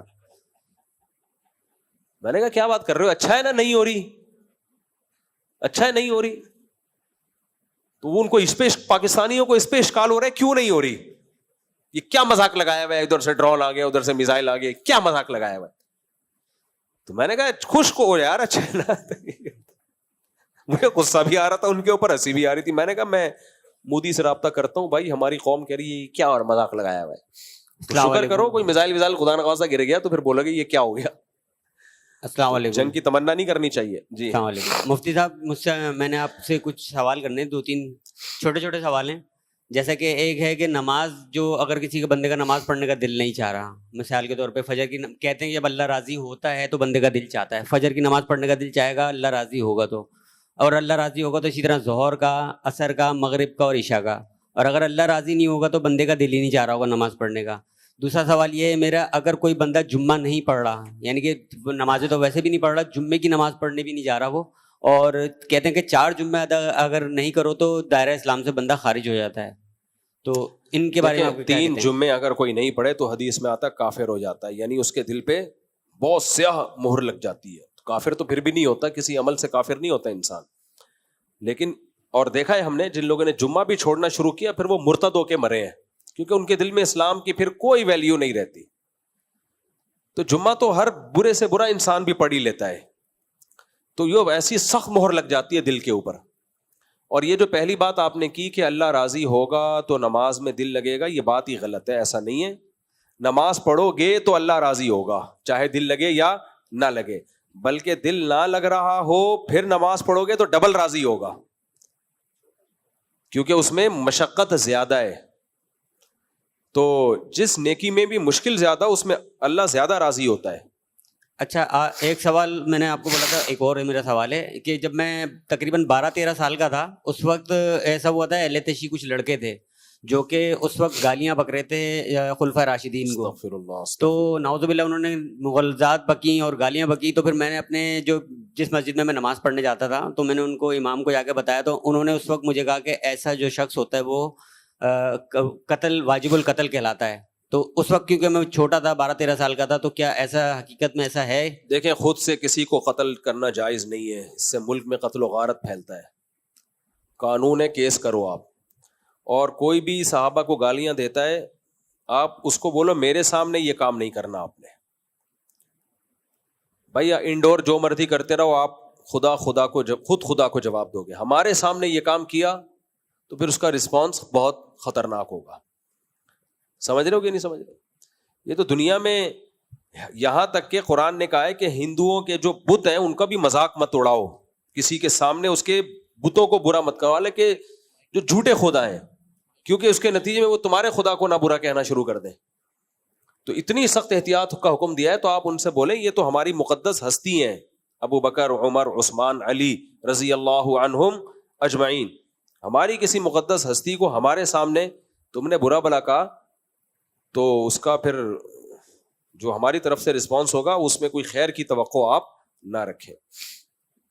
السلام علیکم مفتی صاحب. جی مفتی صاحب میرا ایک سوال یہ ہے کہ میرے چند دوست ہیں، ہاں، اور جو ہے ان کو میں کچھ ان میں حافظ بھی ہیں، تو میں ان کو داڑھی رکھنے کا کہتا ہوں کہ تم داڑھی رکھا کرو، تو وہ کہتے ہیں کہ بھائی ہمیں جو ہے نا یہ 5 سینٹی میٹر کی داڑھی رکھنے کا بھی ثواب مل رہا ہوگا. جبکہ میں ان کو بتاتا بھی ہوں کہ حدیث میں ہے کہ جو ہے داڑھی رکھنا جو ہے داڑھی بڑھاؤ اور دائیں بائیں اور نیچے سے ایک مٹھی ہونا چاہیے، اور جب ایک مٹھی سے زیادہ ہو جائے تب کہیں جا کے اس کو تراشا جاتا ہے. تو کہتا ہے کہ نہیں اتنا ضروری نہیں ہے، ہم جو 5 سینٹی میٹر والی بھی رکھتے ہیں تو اس کا بھی کہیں نہ کہیں ثواب ملتا ہوگا. اور دوسری بات یہ کہ جو میں نے کہا کہ جیسے ان میں کچھ حافظ بھی ہیں تو وہ تراویح وغیرہ پڑھا رہے ہوتے ہیں، تو کیا ان کے پیچھے تراویح یا نماز پڑھنا، کیونکہ داڑھی تو رکھتے نہیں ہیں، تو کیا جائز ہے یا پڑھنی چاہیے، کیا ہے؟ دیکھو داڑھی جس کی نہ ہو اس کو اپنی مرضی سے امام بنانا ٹھیک عمل نہیں ہے. بن جائے تو مجبوری میں نماز پڑھی جائے اس کے پیچھے، لیکن داڑھی ایک مٹھی رکھنا واجب ہے، اس سے کٹانا جائز نہیں ہے، کیونکہ نبی نے داڑھی رکھنے کا نہیں، اعفوا اللحا داڑھی بڑھانے کا حکم دیا ہے، داڑھی بڑھانے کا. اب اہل حدیث حضرات اس پہ عمل کرتے ہیں، کہتے ہیں بڑھاؤ بالکل بھی نہ کاٹو، تو وہ بھی ایک حدیث سے بہرحال ثابت شدہ حقیقت ہے، اس کو حدیث کے ظاہری الفاظ تو یہی ہیں. لیکن جو جمہور علماء ہیں وہ کہتے ہیں ایک مٹھی کے بعد کاٹ سکتے ہیں، کیونکہ عبداللہ ابن عمر رضی اللہ تعالیٰ عنہ ایک مٹھ سے زیادہ کاٹا کرتے تھے اور کسی صحابی نے ان پر کوئی اعتراض نہیں کیا. تو بڑھانے کا حکم ہے، رکھنے کا نہیں ہے. تو لوگ چھوٹی چھوٹی داڑھی رکھتے ہیں، اس سے گناہ سے نہیں بچ سکتے. البتہ یہ ضرور ہے کہ بالکل کاٹنے سے بہتر ہے کہ چھوٹی رکھ لی جائے، لیکن اس سے حدیث پر پورا عمل ہوتا نہیں ہے، کیونکہ داڑھی رکھنے میں ایک بہت بڑی حکمت ہے عورت سے مشابہت ختم کی جائے. تو وہ چھوٹی داڑھی میں کچھ نہ کچھ تو ہو جاتا ہے نا اس پر عمل، لیکن بہرحال اس سے گناہ سے بچے گا نہیں. بچے گا جب حدیث پر پورا عمل کرے گا، بڑھائے گا کم از کم چاروں طرف سے ایک مشت جب تک نہیں ہوگی تو اس وقت تک حدیث پہ عمل نہیں ہوگا. اچھا بھائی، یہ کسی نے سوال پوچھا، آپ کے موجودہ شیخ کیا بیانات بڑے زبردست دلچسپ آ رہے ہیں، جس میں انہوں نے غزوہ ہند پر بھی بیان دیا ہے، اس سے متعلق آپ کی کیا رائے ہے؟ آپ نے فرمایا تھا غزوہ ہند پہلے ہو چکی ہے. اس میں علماء کی دونوں رائے ہیں کہ جو غزوہ ہند سے متعلق بشارتیں ہیں وہ پہلی جنگ جو ہوئی تھی محمد بن قاسم وغیرہ کے دور میں یا اس کے بعد والی بھی ہیں. دونوں رائے ہیں علماء کی. اب بات یہ ہے کہ ہم نے اس کو غزوہ ہند سمجھیں یا نہ سمجھیں، اتنی بات تو ہے کہ ایک غیر مسلم اسٹیٹ ایک مسلمانوں کے ملک پر حملہ کر رہی ہے. تو اس پر تو پوری امت کا اتفاق ہے کہ جب بھی کسی اسلامی ریاست پر حملہ ہوگا تو سب پر اپنی استطاعت کے بقدر جہاد لازم ہوگا.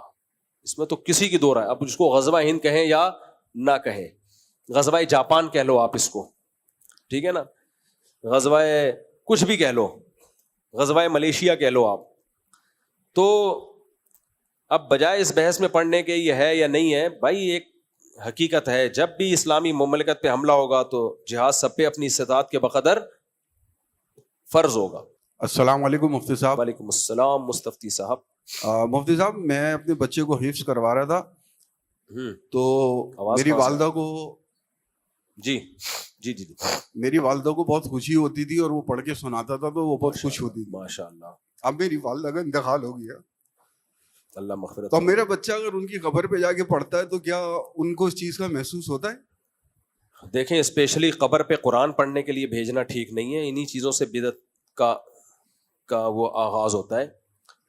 تو بچے, ہاں اگر آپ وہ بچہ دادی کی قبر پہ چلا جائے ویسے ہی دعا کرنے کے لیے, زیارت کرنے کے لیے, اور وہاں قرآن کی تلاوت بھی کر لے تو کوئی حرج, آہستہ آواز سے. لیکن اسپیشلی قبر پہ جا کے تلاوت کرنا کوئی فضیلت کا عمل نہیں. تو ان کو بچے کو چاہیے گھر بیٹھ کے تلاوت کرے, اور انشاءاللہ اس کا ثواب آٹومیٹیکلی دادی کو ملے گا, کیونکہ انہی کی ترغیب پر, انہی کی خوشی پر اس بچے نے قرآن حفظ کیا ہے, اور ان کے لیے دعا مانگے. قبر پہ جا کے تلاوت, یعنی تلاوت کی نیت سے قبر پہ مت جائے کہ میں تلاوت کروں گا, تو یہ بڑا اختلافی مسئلہ ہے, اس کو چھوڑو ابھی.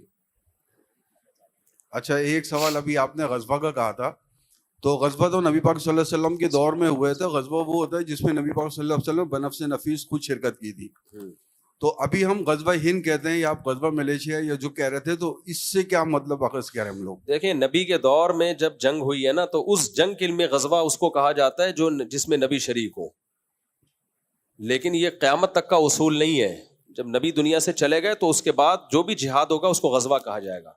ہاں, محدثین کی عادت ہے کہ نبی صلی اللہ علیہ وسلم کے دور میں جو جنگیں ہوئی ہیں ان میں غزوہ اس جنگ کو کہا گیا جس میں نبی شریک ہوئے, اور سریہ اس جنگ کو کہا گیا جس میں نبی شریک نہیں ہوئے, جس کی جمع سرایہ آتی ہے. السلام علیکم مفتی صاحب. وعلیکم السلام. مفتی صاحب, ایک بندے نے سسرال والوں کو ادھار پیسے دیے. آگے مجھ سے سنا ہی نہیں آ رہا. کہہ رہے ایک بندے نے سسرال کو ادھار پیسے دے دیے, ڈپریشن شروع ہے. پیسے نہ دینے کی صورت میں اس نے غصے میں کال کی, بات تیز ہو گئی تو اس نے غصے میں کال بند کر دی فون. تو یہ اپنے ساتھ بولنے لگا کہ اب اگر میری بیوی آپ لوگوں کے گھر آ گئی تو 10 طلاقیں ہوگی اس کو. طلاقیں تو 10 نہیں ہوتی, 3 ہوتی ہے.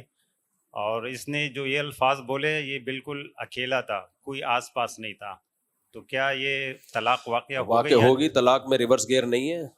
بہت ہی بے وقوف داماد ہے جس نے بولا کہ میری بیوی آپ کے گھر گئی تو اس کو 10 طلاقیں, تو وہ جائے گی تو 3 طلاقیں واقع ہو جائیں گی, کبھی بھی نہیں جائے. اب یا تو یوں کر لیا جائے کہ پہلے اگر کبھی طلاق نہیں دی ہے تو بیوی کو 1 طلاق بائن دی جائے. بائن کا مطلب ہوتا ہے نکاح ٹوٹ گیا. جب 1 طلاق بائن دی جائے گی تو نکاح ٹوٹ جائے گا. 3 مینسز گزرے بیوی کے, پوری عدت پوری کرے, عدت پوری کر کے نکاح بالکل لیا, ختم. پھر وہ جائے اپنے ماں باپ کے گھر, بیوی چلی جائے اپنے ماں باپ کے گھر. تو اب طلاق شرط پوری ہو گئی, لیکن طلاق اس لیے واقع نہیں ہوئی کہ نکاح بھی ختم اور عدت بھی ختم. تو یہ قسم پوری ہو جائے گی. پھر دوبارہ اس سے 2 گواہوں کی موجودگی میں دوبارہ نکاح کر لے. دوبارہ نکاح کرے گا تو اب دوبارہ ماں باپ کے گھر جانے سے طلاق واقع نہیں ہوگی, کیونکہ وہ قسم مکمل کمپلیٹ ہو چکی ہے. تو اب یہ تدبیر کرنی پڑے گی, اس کے بغیر کوئی حل ہے نہیں. السلام علیکم مفتی صاحب, میرا سوال ہے, چونکہ جنگی ماحول ہے تو اس سلسلے میں ہے کہ اگر خدا نخواستہ جنگ چھڑ گئی تو انڈیا کے جو مسلمان ہیں تو ان پہ کیا لازم ہوگی کہ وہ پاک فوج کے خلاف لڑیں؟ اگر لڑ لیں تو پھر اگر وہ آمنے سامنے ہو تو ان میں کون شہید کہلائے گا؟ ظالم کا ساتھ دینا کسی قیمت میں جائز نہیں ہے, چاہے مسلمان ہی کیوں نہ ہو, تو کسی قیمت پہ جائز نہیں ہے. ہاں, انڈیا کے جو مسلمان ہیں وہ مجبور ہیں اس وقت. ہم لوگ ان کو ترغیب دیتے ہیں کہ تم مودی کے خلاف کھڑے ہو جاؤ, تم انڈیا کے خلاف کھڑے. بھائی وہ جس حالات میں رہ رہے ہیں وہ صبح و شام یہ نعرے لگا رہے ہیں کہ ہم انڈیا سے محبت کرتے ہیں. مودی حکومت یہ ماننے کے لیے تیار نہیں ہے. جو اس نے مسلمانوں پہ ظلم کے پہاڑ توڑے ہوئے ہیں وہاں بہت قسمہ پرسی کی حالت میں, سوائے چند لوگوں کے, نارملی حالات مسلمانوں کے انڈیا میں اچھے نہیں ہیں. مسجدیں گرائی, صبح شام ویڈیوز آ رہی ہوتی ہیں. احمد آباد کا واقعہ دیکھ لو اور بابری مسجد کا واقعہ دیکھ لو, اس کے بعد کتنی مسجدیں شہید ہو گئیں, اور ڈاکٹر ذاکر نائک کا کیا حشر کیا ان لوگوں نے. اور اس کے بعد ابھی جو تمام وقف کی املاک جن سے مدرسے اور مسجدیں چلتی تھیں وہ تمام املاک گورنمنٹ اپنے تحویل میں لے رہی ہے. اس سے تو مسجد اور مدرسوں کی ایسی کی تیسی ہو جائے گی. ان حالات میں آپ کہہ رہے ہو کہ وہ انڈیا کے خلاف بولیں, ایسا نہیں ہوتا. لہذا ان کی جو تقریریں آ رہی ہیں نا, ہم انڈیا کے ساتھ ہیں, ان تقریروں سے ان سے بدگمان ہونے کی بھی ضرورت نہیں ہے. انہوں نے یہی کہنا ہے, وہ مجبور ہیں بیچارے یہ کہنے پر. اور لیکن انڈیا مودی نے ماننا پھر بھی نہیں ہے, یہ بتا دوں میں, ماننا پھر بھی نہیں ہے کہ یہ ہم وہ سوتیلا پن رکھنا ہے اس نے, کیونکہ وہ مودی شدت پسند قسم کے جو ہندو ہیں, جو بہت ہی بنیاد پرست ہندو ہیں, ان کی آنکھوں کا تارا ہے. تو اس نے مذہب کا منجن بیچنا ہے, اس نے مسلمانوں کو, عیسائیوں کو, سکھوں کو دبانا ہے. تو وہ شدت پسند ہندو کہیں گے یہ ہمارا ہے, تو یہ اس کا موٹیو ہے, یہ بھائی اس کا ہدف ہے یہ, تو یہ کرے گا وہ. مفتی صاحب, اپنا جو قرآن پاک میں سورہ بنی اسرائیل میں آیت ہے کہ وَمَا كُنَّا مُعَذِّبِينَ حَتَّى نَبْعَثَ رَسُولًا, اس سے جو اللہ تعالیٰ فرما رہے ہیں کہ ہم اس وقت تک عذاب نہیں دیں گے جب تک کہ ہم رسول نبی مبعوث نہ کر دیں.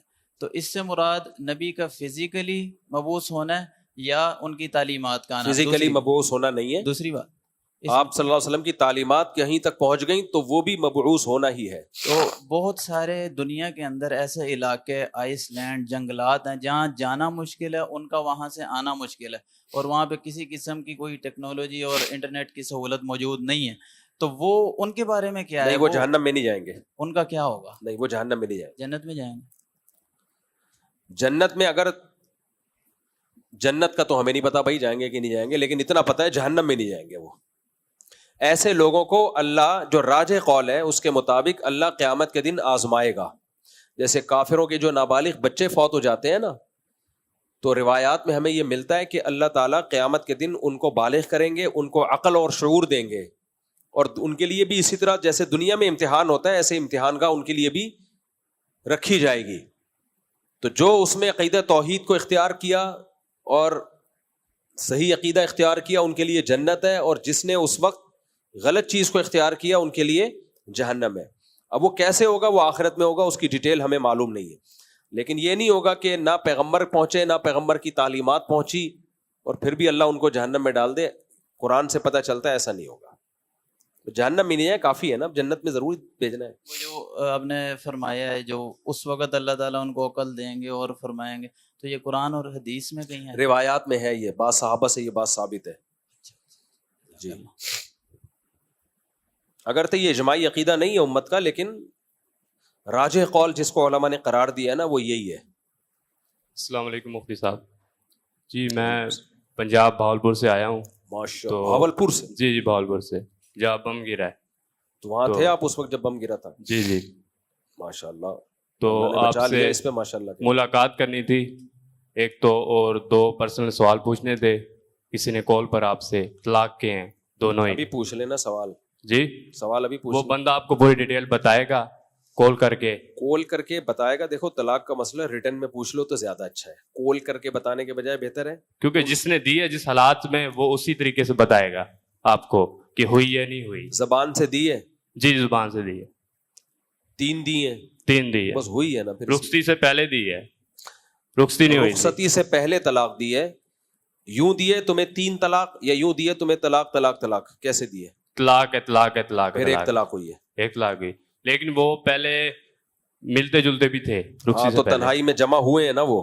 یہ کہ ایسی تنہائی نہیں تھی کہ بالکل تنہائی, ایک کمرے میں سائڈ میں مل سکتے تھے. ایسی تنہائی کہ اگر ہم بستری کرنا چاہتے تو کر سکتے تھے, ایسی تنہائی ملی ہے؟ جی وہ تو اب وہی بتائے گا. تو اس سے پوچھ کے آپ بتا دو نا, جب اتنا کچھ آپ بتا رہے ہو. وہ تو کہتا ہے کہ گھر والے تھے لیکن کمرہ خالی تھا. بھائی تنہائی کا مطلب ایسی تنہائی جس میں میاں بیوی اگر ہم بستری کرنا چاہیں, فزیکل ریلیشن قائم کرنا چاہیں تو کوئی رکاوٹ نہ ہو, تو ایسی تنہائی کو رخصتی ہی کہا جاتا ہے. اگر ایسی تنہائی نہیں ملی, مثال کے طور کمرے میں بیٹھے میں دروازہ کھلا ہوا ہے, تو پھر تو نہیں ہو سکتا نا ایسے, اس کو رخصتی نہیں کہتے. صحیح. یا کہیں پارک میں مل رہے ہیں چھپڑ میں, تو وہاں بھی نہیں ہو سکتا ایسے, اس کو رخصتی نہیں کہتے. لیکن پارک ہے, وہ اوپن ایریا ہے. ابھی اتنے بغیرت تو ہم نہیں ہوئے نا انگریزوں کی طرح کے. نہیں, اگر ان کو پتا ہو تو اس کمرے میں کوئی بیٹھا ہے, یہاں کمرے میں جانا منع ہے 5-10 منٹ کے لیے, جیسے بیٹھ جاتے ہیں نکاح کے بعد, تو اب ان کی رخصتی ہوئی یا نہیں؟ 5-10 منٹ کے لیے نکاح کے بعد بیٹھ جاتے ہیں, کمرے کی کنڈی بھی لگی ہوئی ہے؟ نہیں, کنڈی نہیں ہے, ان کو بس اجازت نہیں کمرے میں جانے کی. بھائی یہ فیصلہ دولہا خود کرے. جی وہی تو کہ کیا اتنی تنہائی تھی کہ اگر میں پراپر ہم بستری کرنا چاہتا تو کر سکتا تھا. صحیح. اتنی تنہائی ہے, اگر وہ سمجھتا ہے نہیں کر سکتا تھا, بھائی کنڈی نہیں لگی ہوئی, تو اتنی بغیرتی ہمارے یہاں نہیں ہے کہ کنڈی کھلی ہوئی ہو اور دولہا دلہن سہاگ رات منا رہے ہو, ایسا بھی ہوتا نہیں. اور ایک اور سوال, اگر ایسا ہے تو پھر رخصتی ہو گئی تھی, اور اگر اتنی تنہائی نہیں تھی تو پھر رخصتی نہیں ہوئی. جاتے وقت آپ مجھ سے ملاقات کرنی ہے, ابھی آ جائیں, السلام کر لوں, آ جائیں ملاقات. جہاد کا موقع مل جائے تو اگر فرض, قضا, نمازیں اور کبیرہ گناہوں کی تلافی وغیرہ باقی ہو تو ایسے میں کیا کرنا چاہیے؟ اللہ آپ کو خوش رکھے ماشاء اللہ. ٹھیک ہے, بہاولپور والوں کا حوصلہ بڑھائیں جا کے. جہاد کا موقع مل جائے تو اگر اچھا آج کل یہ بھی شروع ہو گیا, میزائل گرا ہے, ہم پہ گر رہا ہے, ان پہ نہیں گر رہا. بعض لوگ یہ بھی کر رہے ہیں, اس کا مطلب ہم ہیں اصل. او بھائی سب ایک جیسے ہیں, سب مسلمان ہیں, سب پاکستانی ہیں, سب کے غم میں برابر کے. اگر آپ پہ گرا تو یہ نہیں کہا اس پہ کیوں نہیں گرا, مجھ پہ کیوں گر گیا, تو آپ بولو چلو شکر ہے اس پہ نہیں گرا یار, وہ تو بچ گیا. جس پہ بھی گر رہا ہے, جہاں بھی شہادتیں ہو رہی ہیں, ہم سب کی شہادتوں کی قبولیت کی اللہ سے دعا کرتے ہیں, اللہ زخمیوں کو شفا عطا فرمائے.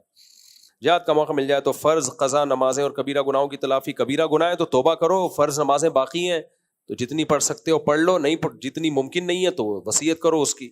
ہاں قرض معاف نہیں ہوتا شہید کا بھی.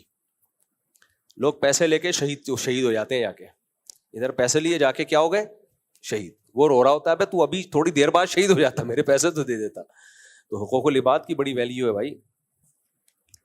میرا کوئی دوست میری عزت نہیں کرتا, میرا کوئی بھی دوست میری عزت نہیں کرتا, سب میرا دل دکھاتے ہیں, تو میں اسی لیے سب سے دوستی ختم کرنا چاہتا ہوں, مگر اس سے میرا اللہ مجھ سے ناراض ہو جائے گا. تو آپ بھائی اللہ تعالیٰ نے خونی رشتے بنائے ہیں, دوست اگر اچھا سلوک کر رہا ہے دوستی رکھو, نہیں کر رہا ہے یا تمہاری ایسی کی تیسی. دوست کیا ہوتا ہے؟ دوست کا تو مطلب ہے آپ کے ساتھ اچھا ٹائم پاس کر رہا ہے, کرے تو ٹھیک ہے, نہیں کرے تو ہاں. بھائی بہنوں کا رشتہ ایسا ہے, اچھا سلوک کریں تو بھی بنا کے رکھنا ہے, نہیں کرے تو بھی بنا کے رکھنا ہے. تو یہاں ہے صلہ رحمی. تو ماں اور باپ کا رشتہ ایسا ہے, آپ سے بنا کے رکھیں تو بھی بنانی ہے آپ نے, نہیں بنائے تو بھی بنا کے رکھنی ہے آپ نے. تو دوست اچھا سلوک, بےزتی کر رہے ہیں تو نہیں. بعض لوگوں کو بےزتی کا شوق ہوتا ہے اپنی, جو دوست بےزتی کر رہے ہیں پھر جا کے اپنی بےزتی باقاعدہ کروا کے آئیں گے دوبارہ. پھر 4 دن بعد خیال ہوگا بہت دن سے بےزتی نہیں ہوئی, تو پھر اسی دوست کے پاس چلتے ہیں. تو یہ اس کا مسئلہ نہیں ہے, یہ آپ کا مسئلہ ہے, مت رکھو دوستی. اچھا میرے بھائی آخری سوال ہے, آپ کا بیان سنا تھا کہ شادی کے پیسے نہیں ہیں تو پھر بھی شادی کر لو, فی الحال لڑکی اپنے گھر میں رہے تو کم از کم. اچھا اس سے برائی سے بچنے کے لیے میاں تو مل جائے گا, تو آپ سے مشورہ ہے کہ کیا میں اس طرح نکاح کا پیغام بھیجنا مناسب رہے گا, کیونکہ کم عمری میں فوری روزگار نہیں ہے. اور بھائی لڑکی اور لڑکا اگر نکاح کر لیں برائی سے بچنے کے لیے تو ہمیں کوئی اعتراض نہیں ہے, لیکن لڑکی کا ابا راضی ہوگا نہیں کہ آپ کرتے کچھ بھی نہیں ہو, آپ کو ایکچولی میں برائی سے بچنے کے لیے نکاح کر رہا ہوں. وہ کہے گا میری بچی کو بھیڑ کیوں چڑھا رہا ہے, ہمیں تو پراپر داماد چاہیے بھائی, وہ پراپر اس کو رکھے اور سنبھالے اس کو, تو وہ تھوڑی دے گا, اور اس کو دینا بھی نہیں چاہیے. دوسری بات یہ کہ آپ نے برائی سے بچنے کے لیے آپ تو کریں, پیغام بھیجیں. کچھ مجبور لڑکیاں بھی ہوتی ہیں وہ راضی ہو جائیں گی, لیکن جو مجبور نہیں ہے وہ راضی نہیں ہوں گے, اور ہونا بھی نہیں چاہیے ان کو راضی. کچھ مجبور ہوتے ہیں وہ ایک الگ بات ہے. تو یہ دنیا چلی اسی بیس پہ رہی ہے نا. تو اب ہوگا یہ کہ آپ نے برائی سے بچنے کے لیے شادی کی, آپ کو آپ کی خواہش پوری ہو گئی, اس کے بعد آپ اس کو چھاڑ کے چلے جاؤ گے, تو یہ بڑے نقصانات ہوتے ہیں. تو اس لیے کوئی بھی باپ ایسے راضی نہیں ہوتا. السلام علیکم. حدیث میں تبھی ایسے موقع پہ آیا ہے کہ جس میں استطاعت نہیں ہے نکاح کی, وہ پھر کثرت سے روزے رکھے. अस्सलाम वालेकुम मुफ्ती साहब. वालेकुम अस्सलाम. जी. मैं आया हूँ एबटाबाद से. आपसे पहले भी अल्हम्दुलिल्लाह मुलाकात हुई है. अच्छी बात. और मेरे साथ रूममेट है कमरे में, मैं हॉस्टल में पढ़ता हूँ. तो जब आए थे वो नमाज का इतना पाबंद नहीं है, तो मैंने उसको बहुत से समझाया कि नमाज़ पढ़ो, सुबह की नमाज मतलब कभी कभी पढ़ता है, जुम्मे कभी पहले नहीं पढ़ता था. फिर मैंने कज़न ने उसको समझाया तो जुम्मे के लिए जाता है. फिर मुझे पता नहीं था क्योंकि वो थोड़ा सा शरीफ है, तो इस वजह से उसको मैंने ज़्यादा वो नहीं समझाया. बाद में मुझे पता चला 7-8 महीने बाद कि ये बरेलवी है, तो उस वजह से मेरे दिल में बहुत हुआ है. फिर मैंने कहा ये तो मुसलमान तो है, तो अभी इसको इसके हवाले से मैं क्या समझूं. अभी भी मैं तो उसको बहुत तरगीब देता हूँ. अभी क्या हो सकता है. आप अगर लोगों को समझाना शुरू कर दो तो समझाते समझाते मर जाओगे. छोड़ दो, एक दफा समझा दिया बस अपने हाल पे छोड़ दो. आपके रूम में आपके साथ है, उसको अपना एक्टिविटी में मशगूल रहने दो, आप अपने काम से काम रखो. ऐसे तो भाई इतने मसाइल हैं, बाहर निकलो वो ये कर रहा है, वो कर रहा है, किस किस को पकड़ोगे आके. एक दफा समझा दिया बस, मोहब्बत से काफी है. ठीक है, आपका फर्ज अदा हो गया. अब अपने काम से काम रखो. जी हाँ, मोबाइल में कुरान पढ़ सकते हैं. ठीक है जी. अस्सलाम वालेकुम।